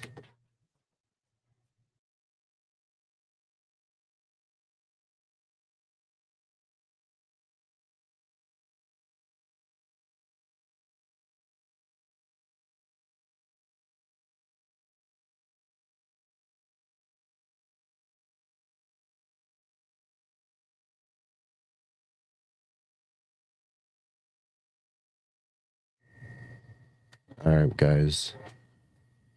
Halfway through round 3. Still a stand-up round right now. I'm waiting to see at what point during this round you see the takedown attempt by either one of these ladies right now. Dern is, oh wow, she is feeling herself now. In terms of like that striking, she was doing good. She was really looking like she's feeling herself. She's catching a few though herself, but she's really looking like she's cruising for a second. The way she was avoiding some of those shots, she was kind of cruising. She's still eating plenty. She's still eating plenty shots for sure. And Robertson's really being aggressive now, trying to get into this now.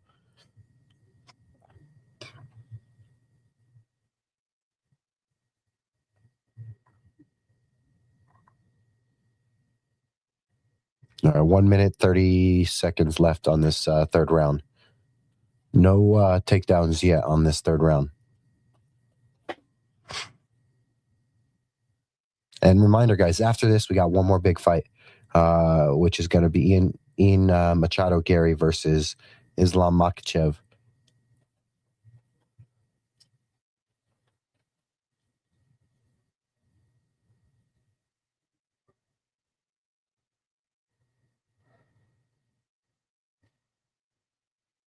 Robertson with a good calf kick. Dern with a little blitz.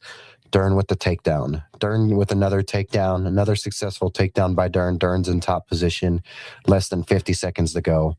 I think if Dern ends this round in top position for a third round in a row, when you keep ending these rounds on top, it's just going to be like, well, you're the one that keeps controlling this. You're the one that's dictating this fight. You're going to get the win. And we're already almost at 30 seconds left, and she's of this third round, and she's still in top position. I don't know if she has to do much out of it. Oh man, she's really trying to lay some big shots on Robertson for sure. Robertson using those legs to try to distance herself from Dern, but Dern keeps taking. Dern's going to end this round almost on her back again, almost on Robertson's back again. So right here, you're going into a third round right now, where I'm going to say Dern has won round 3 now. So the only way Robertson's winning this fight is if she can get the finish, because I think that it's been too close. It's been too hard. See, there was a period where I think right here they're showing some of these replays. Dern was really feeling herself in the pocket for a second when it comes to striking. She was still eating shots at times when she's being aggressive, but there was a moment where she was feeling herself and she was actually bobbing and weaving, avoiding these shots. A very big round for Mackenzie Dern. She needs to keep this up and don't put herself into a vulnerable situation. She needs to keep this up. Robertson's going to have to get desperate for a takedown or a finish because I think she's lost the first 3 rounds. Ending each round on her, with Dern on top of you, that's not a good way to try to win a 5-round fight by decision. If you want to win a 5-round fight by decision, you don't do it with with someone on top of you at the end of each round. So keep an eye out on that, guys.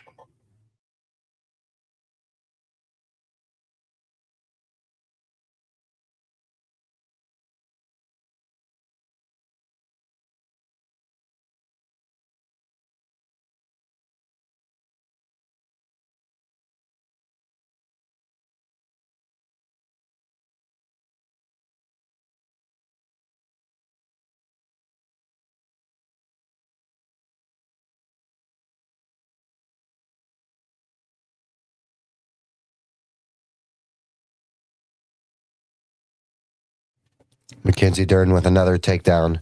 Now with almost 4 minutes left in the round, 4 minutes 30 seconds left in the round, and Dern is already taking the back. She's already taken the back. This might be the round we might see something happen because of the fact that Dern has so much time to work with. Over 4 minutes, and you've already almost taken the back. She has plenty of time, and she's working the body lock almost. She almost has the. She's got the body lock. Body lock is in. Jillian's definitely in trouble now because you got Mackenzie Dern in a full body lock, in body control on the back. Robertson is in a bad position now. She needs to defend this takedown, however she thinks she can, but she's putting herself in a bad position. She's in a body lock, so she's got to fight out of the body lock. It's going to be hard to do that.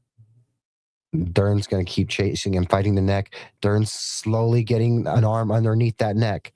Again, when someone's trying to get you in a sub and slide an arm underneath your neck from behind like that, or in general, you want to get your head down. But because of how she's being stretched out like this by Dern, it's hard to get your head down like that. So you see her fighting off it and trying to fight, an arm getting underneath her chin. But Dern has 3 minutes to work with still. As she keeps getting further and further into this sub and into this position, we need to see how this goes for the rest of this 3 minutes. Robertson's trying to stay cool. You can see she's trying to stay cool, but Mackenzie Dern, that body lock with her legs, it's hard to get out of. It makes this much more difficult, and she's just there for Dern to control right now. Dern is controlling her, and now Dern is delivering some shots. And you would hope with those shots you can gain some complicity, or at least be able to manipulate, your opponent that you have in that body lock. You hope with some of those shots, it can give you the chance to squeeze an arm in underneath that neck or something. Because that's what Roberts is going to keep fighting, is defending, the neck and the hands.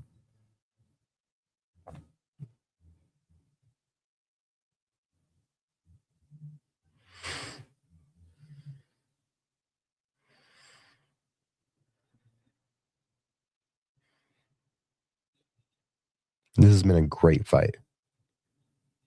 A very good fight.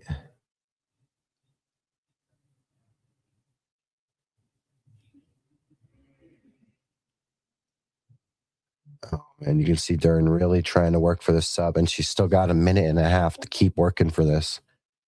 Almost a minute and a half to keep working for the submission.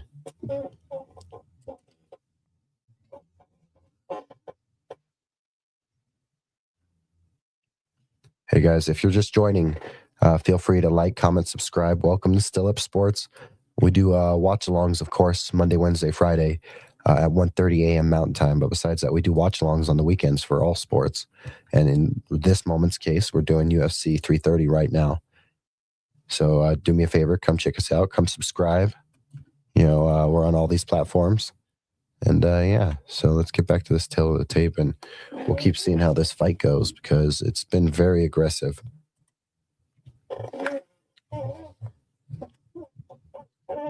Robertson does kind of have the top position, but Dern's just fighting for another sub. So it doesn't, I don't know how much this matters because of the amount of control time she still had in this round.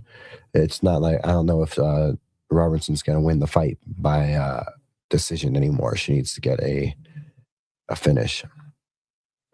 Robertson needs a finish probably to get a real win.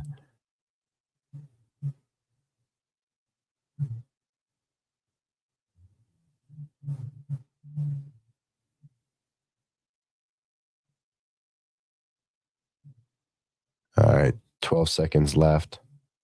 11, 10, 9, 8, 7, 6, 5, 4, 3, 2, 1. All right, going to round 5. Round 5, guys.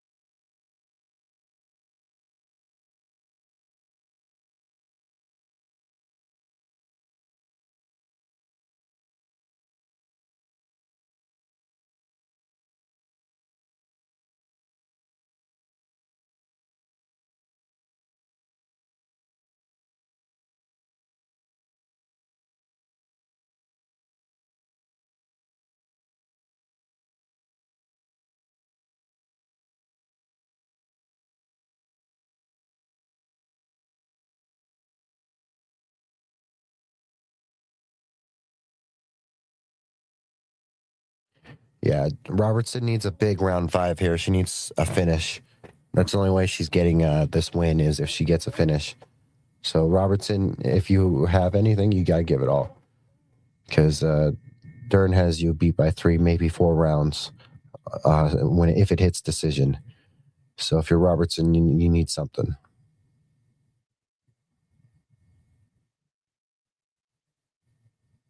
Body kick by Dern.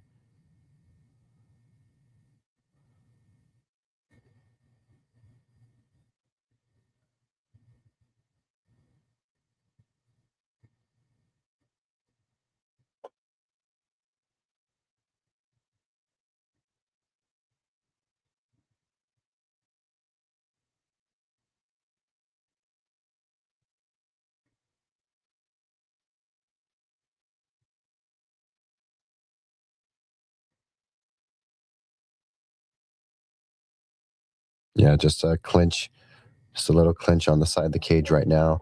Robertson does get Dern down. She just got Dern down. That's big for her. We'll see if she can do something out of this.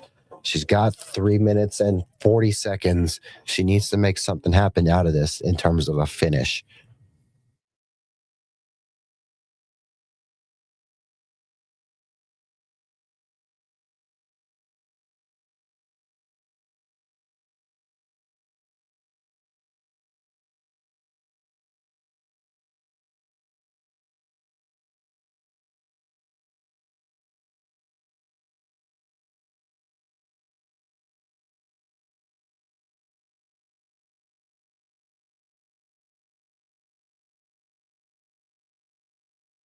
So Jillian does have top position, but there's not much that's coming out of it still. She needs a finish.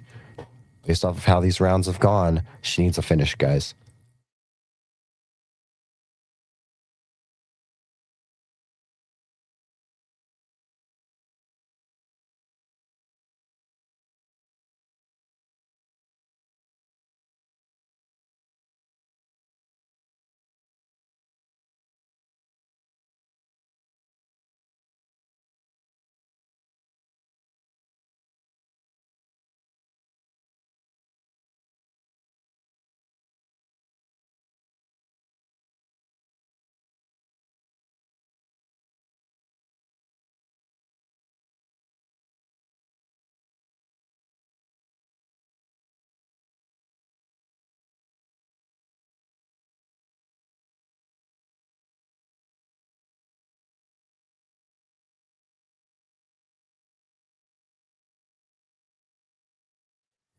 Yeah, we're gonna have to see how this goes. But if this keeps going, I'm gonna have to say that Dern's gonna squeeze out a win.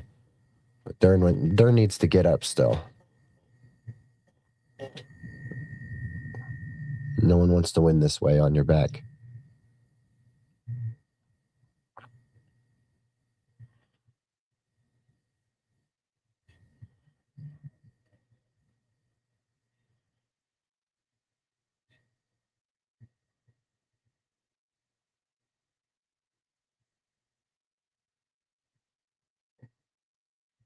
One minute, 20 seconds left in this fight, guys. We'll see if Robertson can make something happen in 1 minute.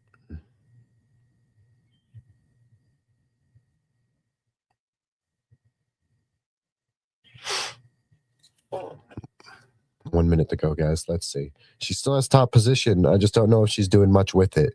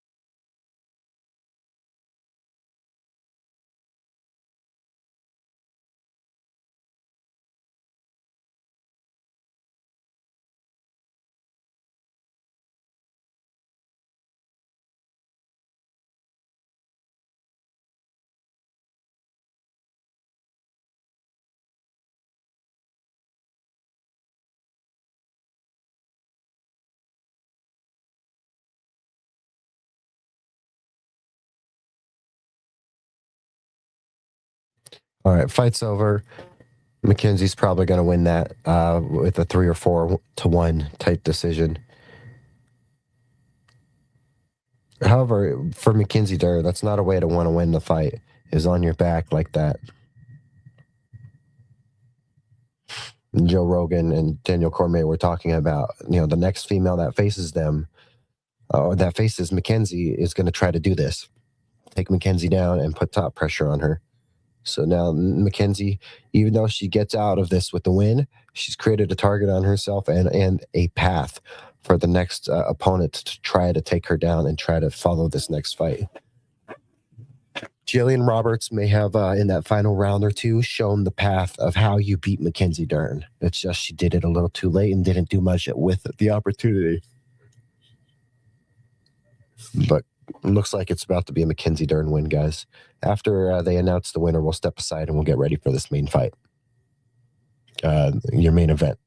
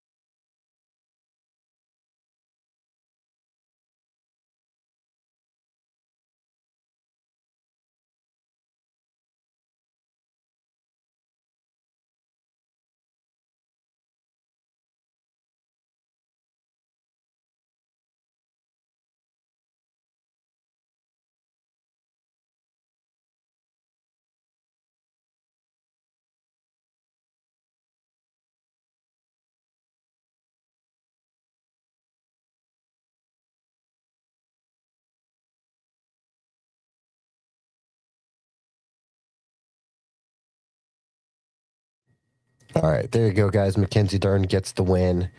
Jillian Robertson just didn't do enough with what opportunities she had, but she might have drawn the blueprint for the Mackenzie Dern's next opponent or next contender on how you beat her. Dern needs to. She got this win, but if I'm Dern, I'm going back and I'm hitting the lab on maybe in a week or two. Take a week or two off, and then I'm jumping back into the lab. And I'm trying to improve, my takedown defense. I'm trying to improve everything. Don't let that stuff become a target for the next opponent, like a Zhang Weili, because a Zhang Weili, who has great wrestling, will take advantage of that, because the wrestling can neutralize some good jiu-jitsu like that. Good fight. Towards the end, though, disappointed in Dern letting it end the way it did. She came out with the win, but you ended that 5th round on your back. So yes, you got the win on your back. And in fighting, that's never a good feeling to get the win while losing in the final round. Yes, you won the fight, but you were losing that final round. And that's never a fun win, because people think, well, what if it kept going? Are they going to just keep beating you right there? But much love to Mackenzie Dern. Congratulations on that win. All right, guys, we're going to step aside and we're going to get ready for this main event. Main event starting soon. All right. If you're joining right now, do me the favor. Join us on YouTube and subscribe. Like, comment, subscribe. We do watch-alongs, UFC watch-alongs, Denver Broncos watch-alongs, all kinds of sports watch-alongs, as well as we get involved and we entertain your questions, your comments. Soon we're going to have a Google Voice set up so you can leave voicemail, and then we can pull your voicemails up onto the show late at night. So, stay tuned. Come check us out, and we'll be right back, guys. Let me send you to the Be Right Back screen, and we'll be back right before this next fight. We'll call it about 5-10 minutes, because that's probably what it's going to take with commercials and then their preview video and all that. Oh, wow. Chunky Patty. Patty the Baddie's there, and he's chunky as hell. That's the man who fights at 155, looking like he's 200 pounds right now. He looks like he weighs like 200, 215. He looks like he's closer to my weight. And that guy that fights at 155, which is crazy. But yeah, guys, all right. I will see you in about 10 minutes. We'll get into this.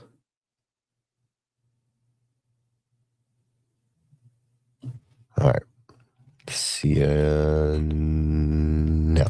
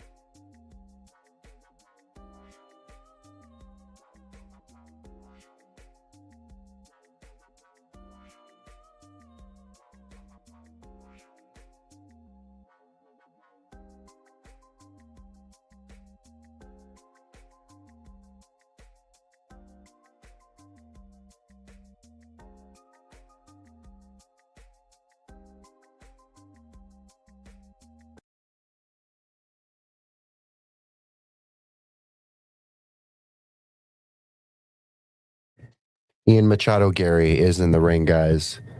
Yeah, I saw your comment, Ty. Yeah, such a shame how that happened. But I'll say this: Jillian she showed the roadmap to beat Mackenzie Dern. She showed how you beat Mackenzie Dern, and Mackenzie has to really hit the lab. She got the win, but she has to hit the lab again, man, because that's going to be used against her in her next fight easily. That's how this stuff goes. Yep, we got Ian Machado Gary out there in the ring, guys, ready to face off against Islam Makhachev. This fight reminds me a lot of Connor versus Islam minus the negativity and pre-fight animosity. These two have no beef against each other. If anything, there's a language barrier between these two because at the press conference, Ian Gary was saying good things about Islam, and Islam was telling him to shut up. But Islam later, after the fact, was told by Khabib, "Yeah, you need to work on your English because he said nothing but good things to you." And Islam was like saying, "I'm sorry." But Islam's making his way to the ring, guys. This is going to be a good fight. Striker versus grappler. Again, this fight reminds me of the one we just watched just 2 fights ago with Jalen Turner and Fernandez. Not necessarily the same guy, but all I'm saying is in terms of height, this is what the height should look like. Except these guys are welterweights instead of lightweights, so they should be a little, thicker, a little more built. Islam Makhachev making his way to the ring, in the cage. Um, Islam has lost a fight once in his career. Ian Gary has lost a fight once in his career. Islam's only loss in his career was like a head kick kind of knockout. Besides that, the man will wrestle you to the ground and choke you out or submit you. We have to see if Ian Gary has the takedown defense and if he can keep the range. Use that height and length and distance to your advantage.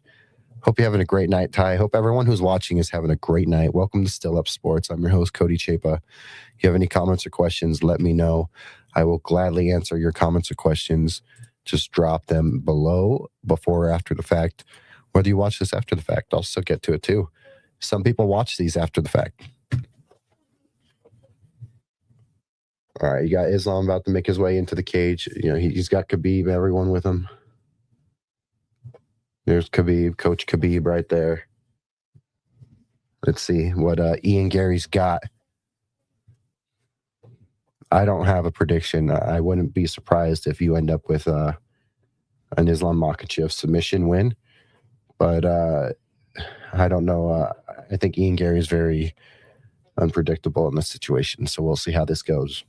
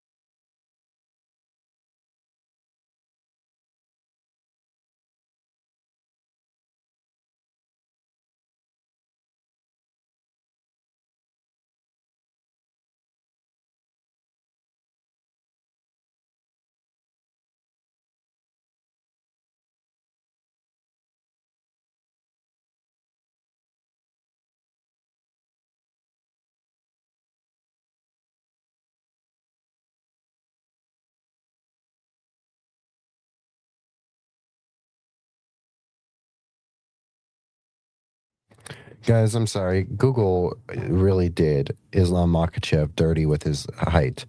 It has him listed at 5'8", but yet the UFC has him listed at 5'10". And it has Ian Gary on the UFC site is listed as 6'3" instead of 6'2". So I don't know, guys. Stay tuned on that. But yeah, the fight's about to begin, guys. Big fight feels, guys. We'll see how this goes. Like, comment, subscribe. Let me know who you think is going to win this, guys. Islam Makhachev, Ian Gary. Herb Dean is your ref, guys.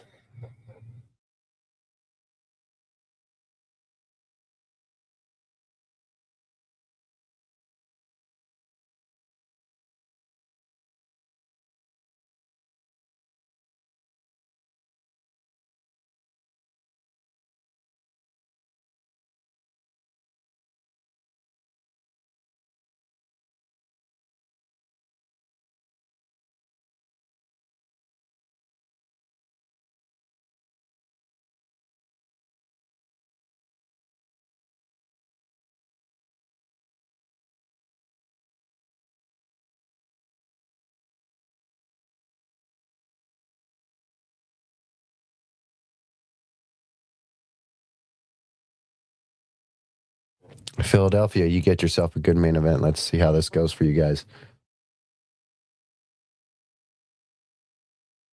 It's time. 5 rounds.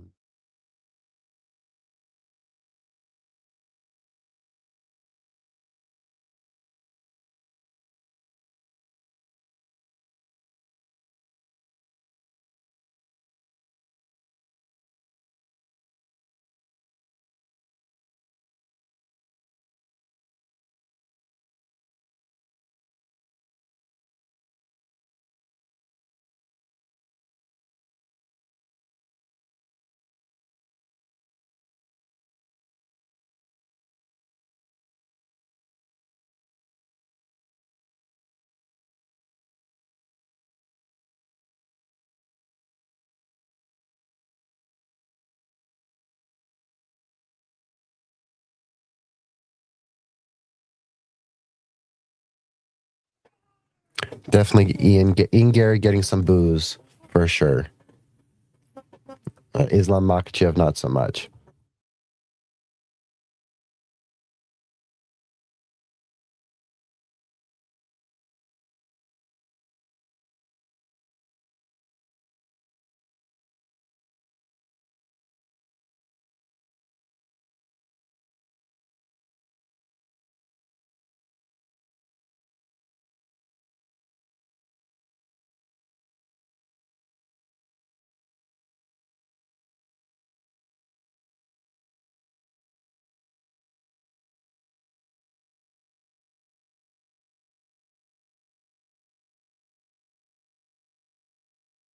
All right, guys, fight's about to start. Get ready.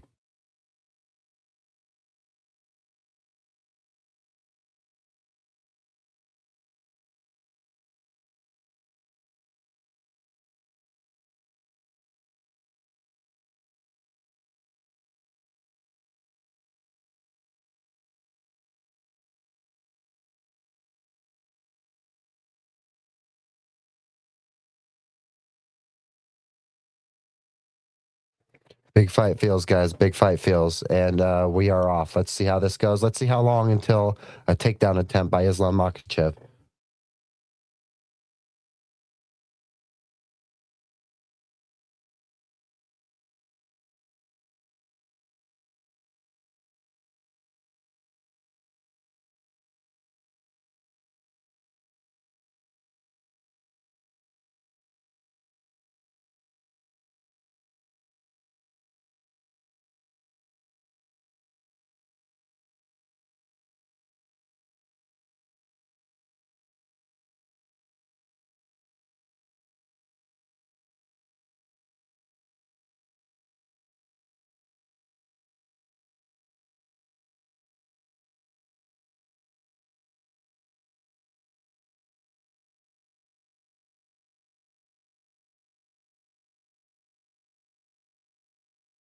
All right, Islam's going for the takedown. Islam's going for the takedown. Yep, he's got Gary. He's got Gary down. Gary's trying to stand up. Gary's trying to get up, but Islam's getting him to the ground. We'll see how this goes, guys. Islam does not want to stand with Ian Gary. That's a fact. He's not going to stand with him. Someone just put 293K on Islam Makhachev to win this fight.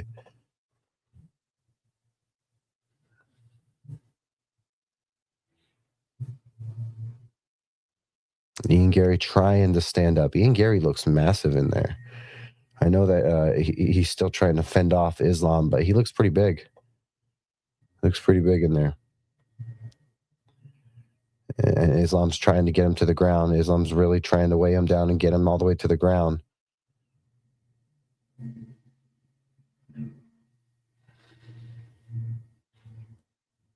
Yeah, Islam does not want to strike with Ian Gary. So this is why you see Islam really going for this takedown. We'll see if he can get him to the ground, though. He's really working for this takedown. Ian's trying to stand up, but he's got Islam's weight on top of him. When you grapple, you get all this guy's weight on top of you. It's really hard to get it off you. You have to lift them up. You not only are you trying to get yourself up, you got to lift them up too to stand yourself up.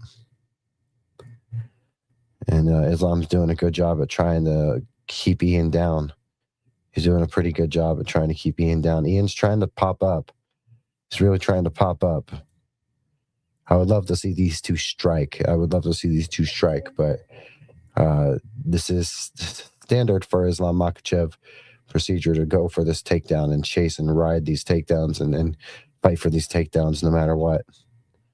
This is typical of Islam Makhachev to chase these takedowns. Ian Gary's still trying to fight and stand up. He's doing his best to get up.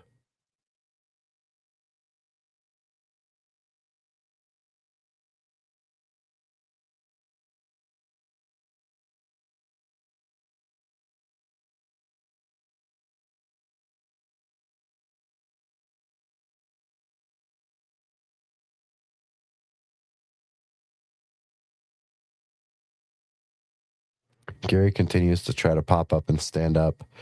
Islam's just really pushing him into the corner, trying to get him down. It's just nothing but trying to take him down for Islam. Islam's trying to get Gary down. He does not want to strike with the guy. It's not necessarily unheard of or unfathomable to say that Gary's the better striker, so that's why Islam wants to take this to the ground.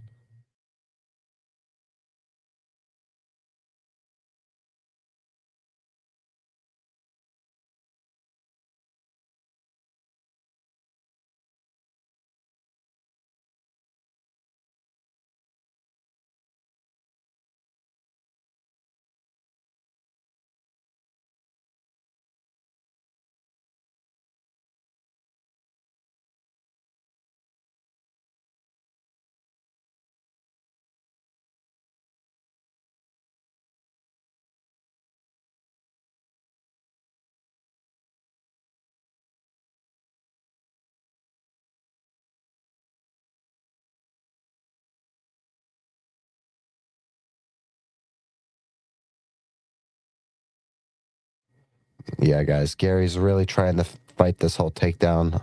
Most of this round was spent Gary fighting this takedown and doing a good job at fighting it all. And Gary's mostly out of it, but the round's ending now, so saved by the bell for this first round.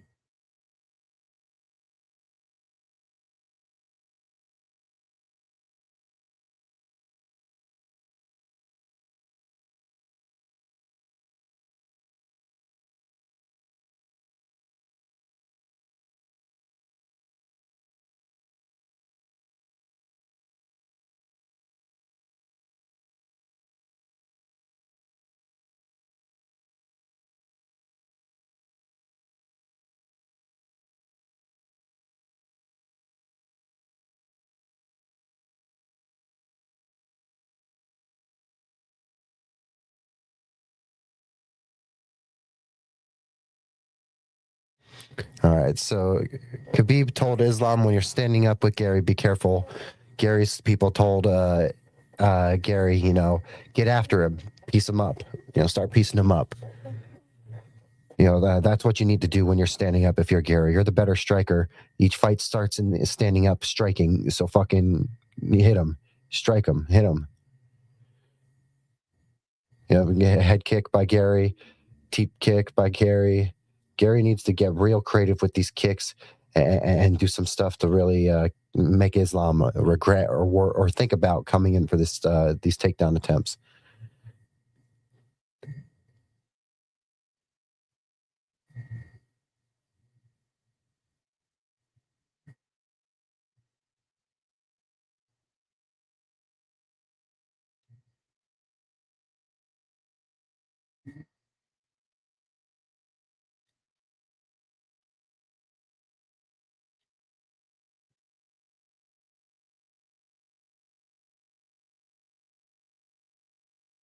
Yeah, Makachev probably has the first round for sure by like a 10-9, but so far. We need to see some more explosiveness, controlled explosiveness from Gary, though. We need to see him get Islam thinking and worrying. And you can see Gary's really sizing him up. If this fight stays standing, I don't think it favors Makhachev. But Makhachev is so good at getting the takedown. You never know when it's going to happen, how it's going to come. So you have to be ready, but you have to bring some fire as well. I think the best way to beat a guy like Islam is to just knock his head off. Because this guy's going to try to take you to the ground and choke you and submit you. So just knock this dude's head off. That's best bet. Islam is definitely worried to strike. You can tell. Gary going for these teep kicks.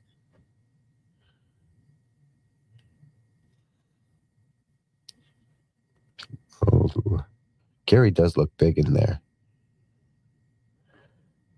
Looks like we might have had like a accidental head collision as they were going in here. And Gary pushing Makhachev to the cage.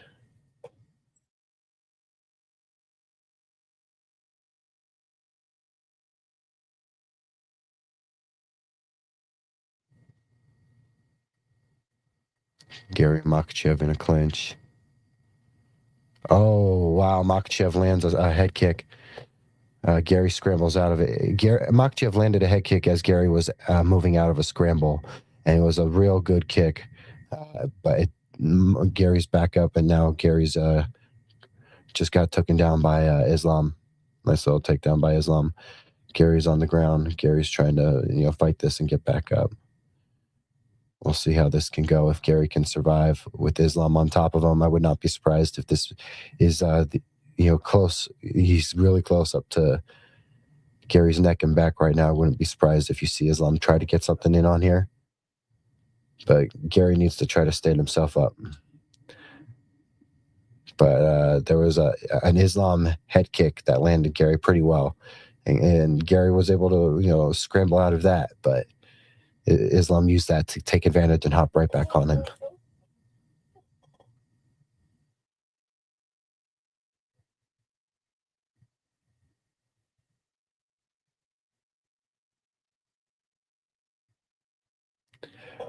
One more minute in this round for Ian Gary. He needs to really try to get out of this.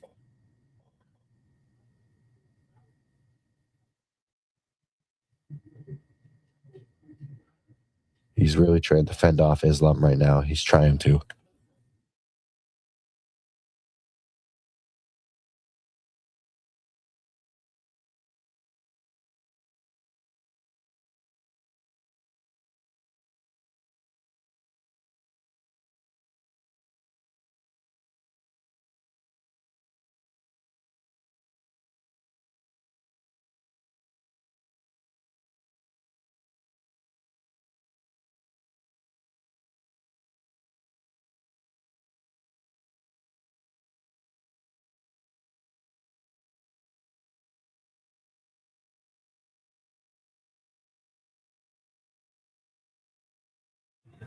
Gary's still managing to survive. 20 seconds left in this round two, but Islam's trying to take the back, and Gary's trying to pop up.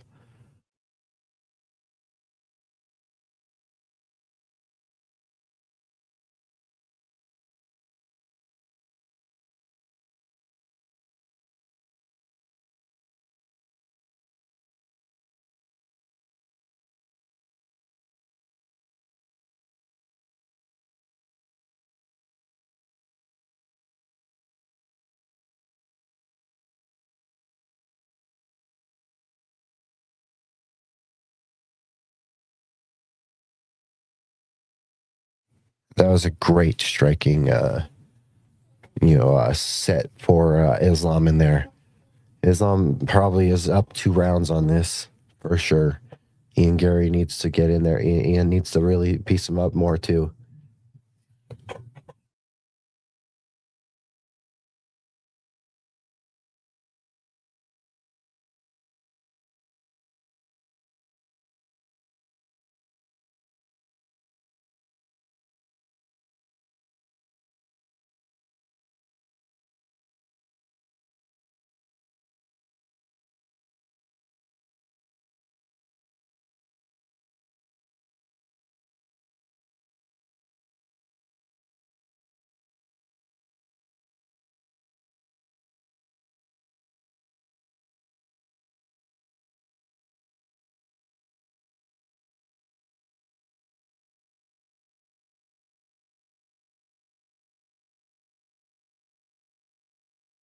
All right, these guys are back up round three, striking in the middle of the cage right now, guys.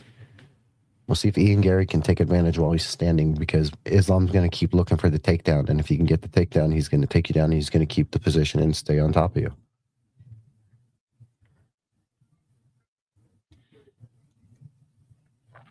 Let's see if Ian Gary can make something happen here.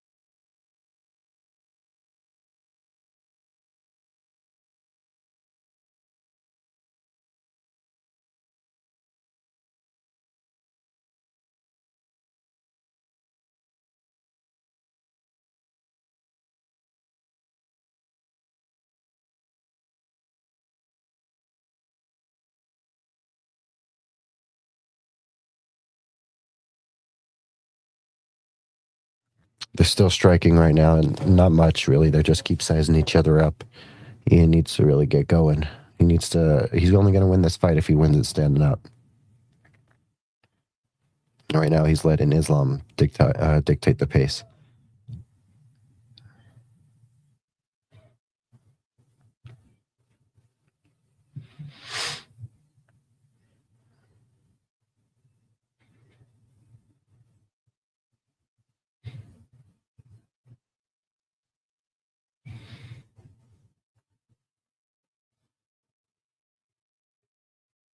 Up, and there goes the takedown attempt. Yep, and there goes the takedown by Islam. Islam going for these takedowns.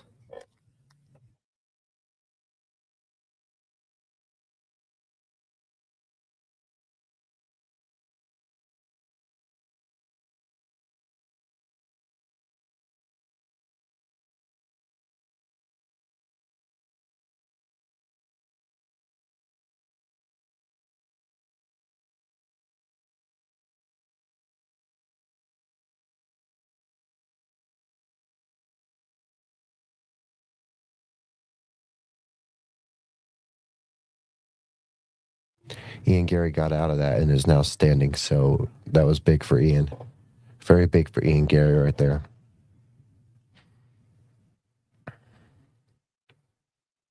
Can he capitalize? He needs to lay some explosive shots on Islam, guys. I would really like if he can lay some explosive shots here on Islam right now.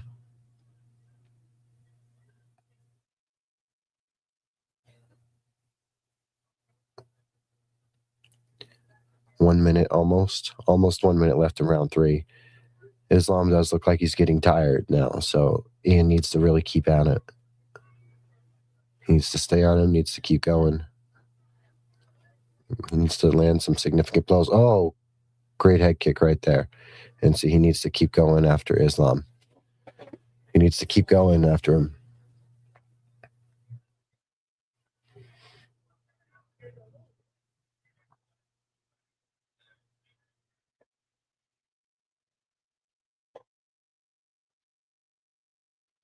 And the teep kicks, those teep kicks are really nice for Ian Gary right now.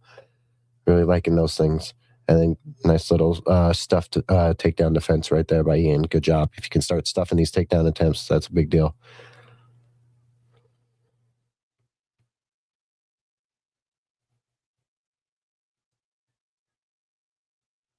Body shot. Good job, Ian. Let's see if Ian can keep going.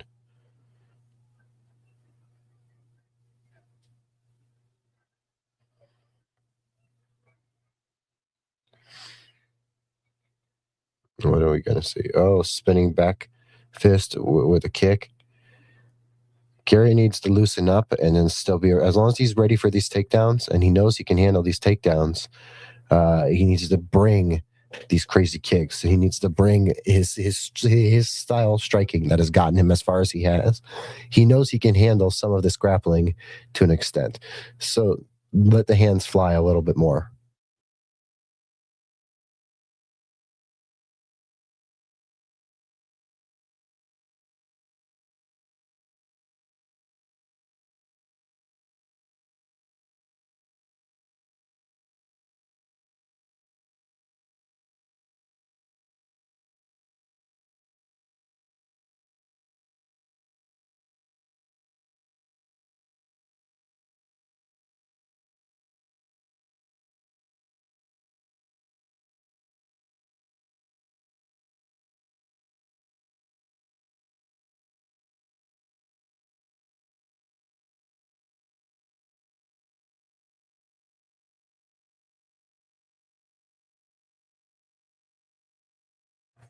All right, guys, round four.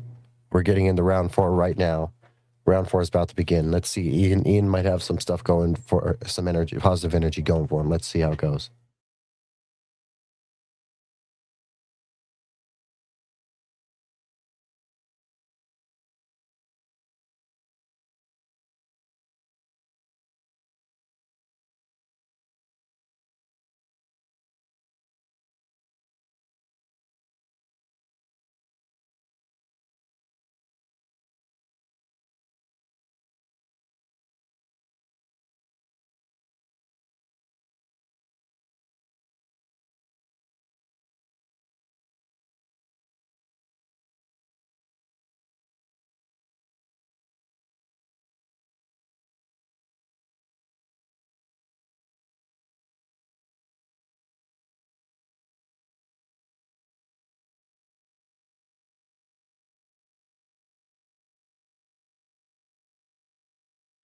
All right, guys, 4 minutes left in the round four. Ian Gary is getting a little more confident standing up right now. That's what he needs to do. Is he needs to keep striking. Islam's a dangerous striker too at times, but use what you got and keep going. He might have helped him sneak round three.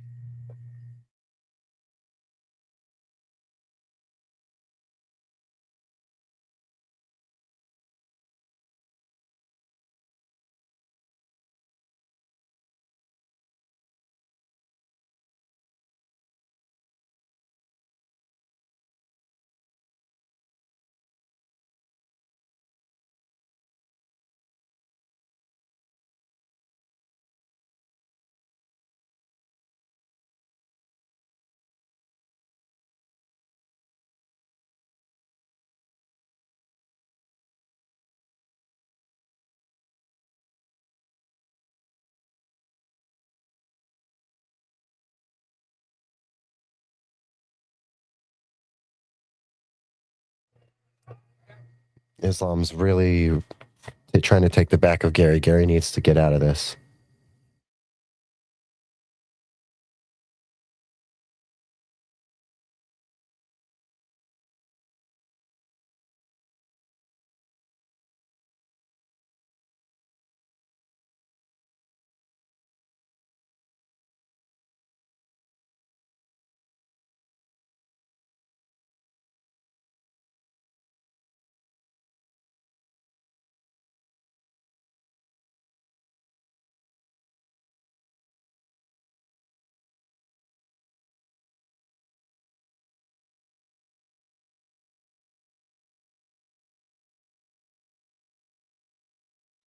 Ian Gary being persistent and trying to fight off these takedowns. He's really being persistent on fighting off these takedowns.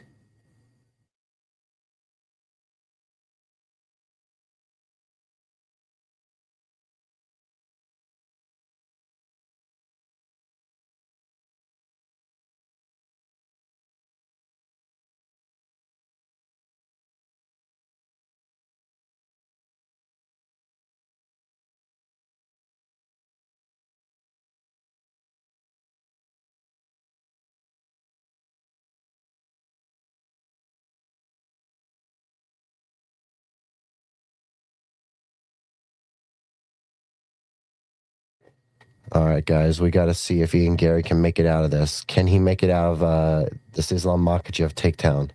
Can he do it?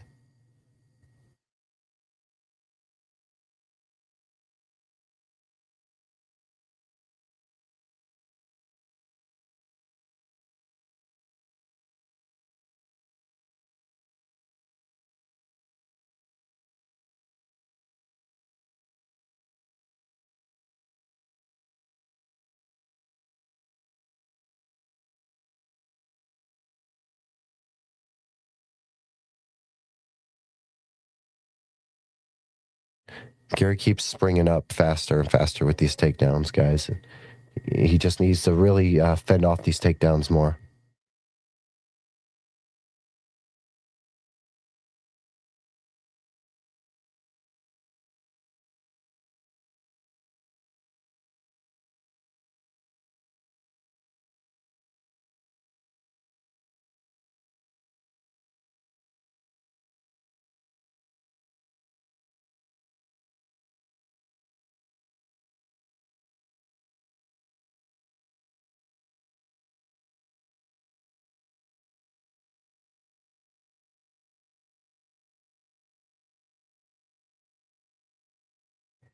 Islam's got bleeding a little bit. Ian's really landing some significant strikes while defending this grappling. Ian Machado, Gary is landing some significant strikes still too.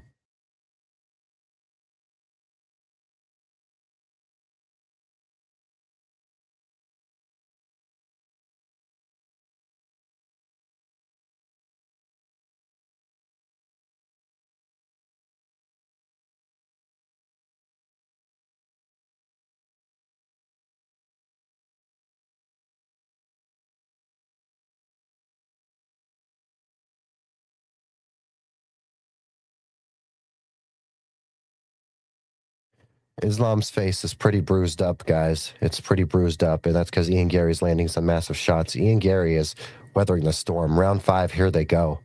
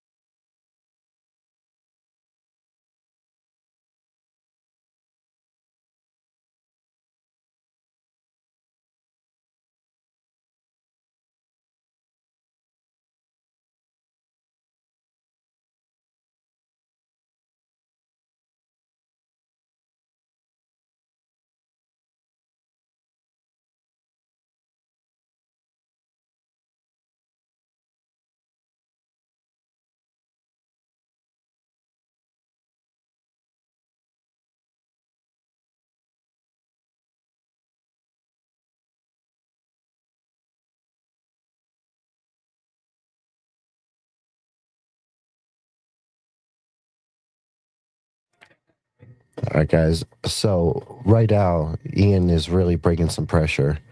I think there's a chance he can really do something with this round and really shake things up. And how, depending on how this goes, he needs to keep going. He needs to bring some serious offensive pressure to Islam Makhachev right now. Islam's face is looking bruised and bloody a little bit. Ian, not one bit. Ian's looking like the fresher fighter too. After defending 4 rounds of takedowns, he's still looking like the fresher fighter.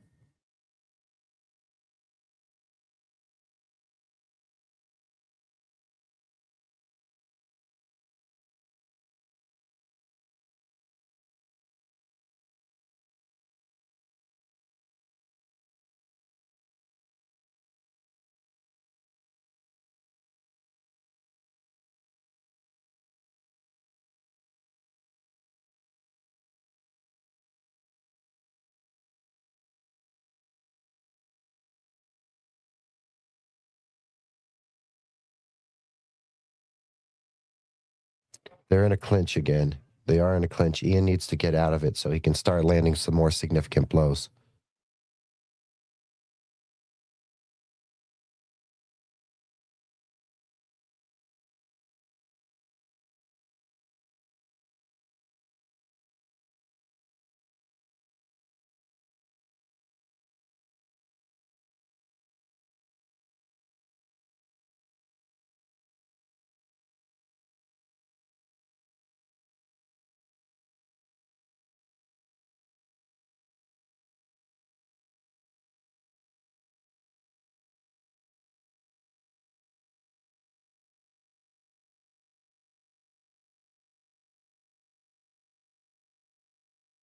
Islam has the back. Islam's taking him all the way to the ground now. So we'll see if Islam can do something with this in the next 2 minutes. Either way, Gary really needs to try to get out of this, but I don't know if he can get out of there with the time he has. We'll see. Either way, Gary has shown that he's still a top contender for welterweight. Easily a top welterweight contender, guys. Easily a top welterweight contender with what he's doing and what he has shown with Islam. Even if Islam pulls it out off the scorecard, Islam looks a little battered.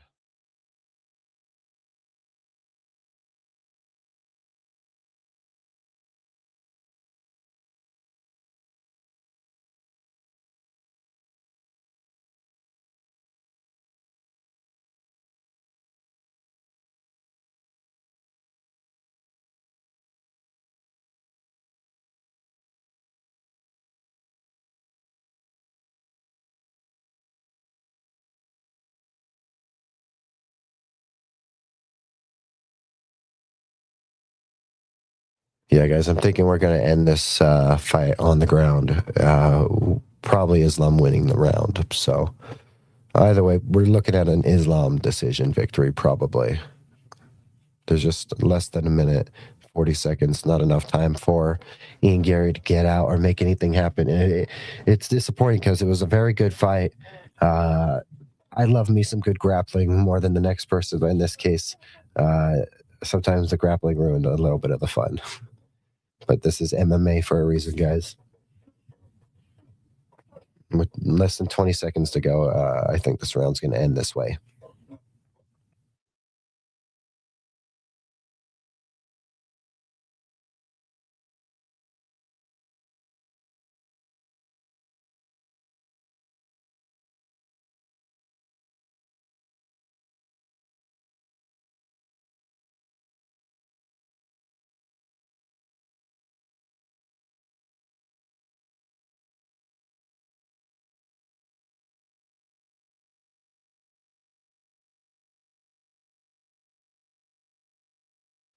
All right, guys, fight's over. Uh, to me, I'm getting the vibe. It's looking like it's done. It looks like Islam's going to pull out the decision win.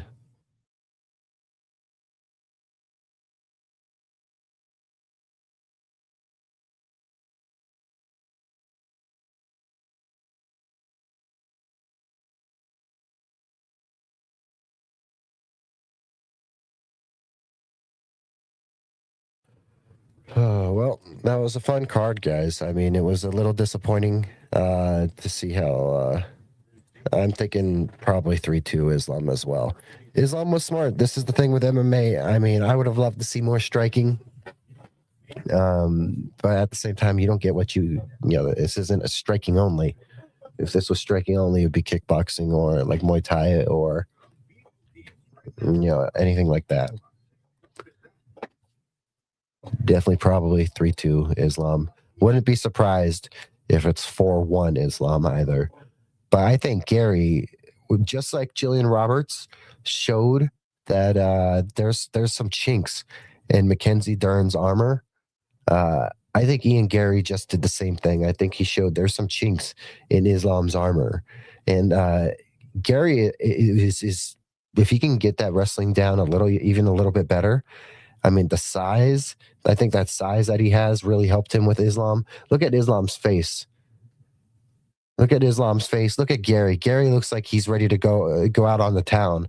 Look at Islam's face. Islam's getting the win. But look how gassed Islam is. Look how messed up his face is. I understand. He's won. He won. It's his belt. He's the champ. But I will say, quite an impressive showing from Ian Gary. Just like Jillian Roberts, really showed there's a path in that fight towards the end. She started to show there's a path to beat Mackenzie Dern. I think that's going to be used against Mackenzie in her next fight. I think everything you saw from Ian Gary is going to be used against Islam Makhachev in his next fight too. Is that Hezbollah in there? Don't tell me Hezbollah's still walking around. I can't tell if Oh, yep, Hezbollah's walking around in the cage. I forgot Hezbollah's still around, chilling. Sweet. Yep, Hezbollah's in the cage, guys. Nice.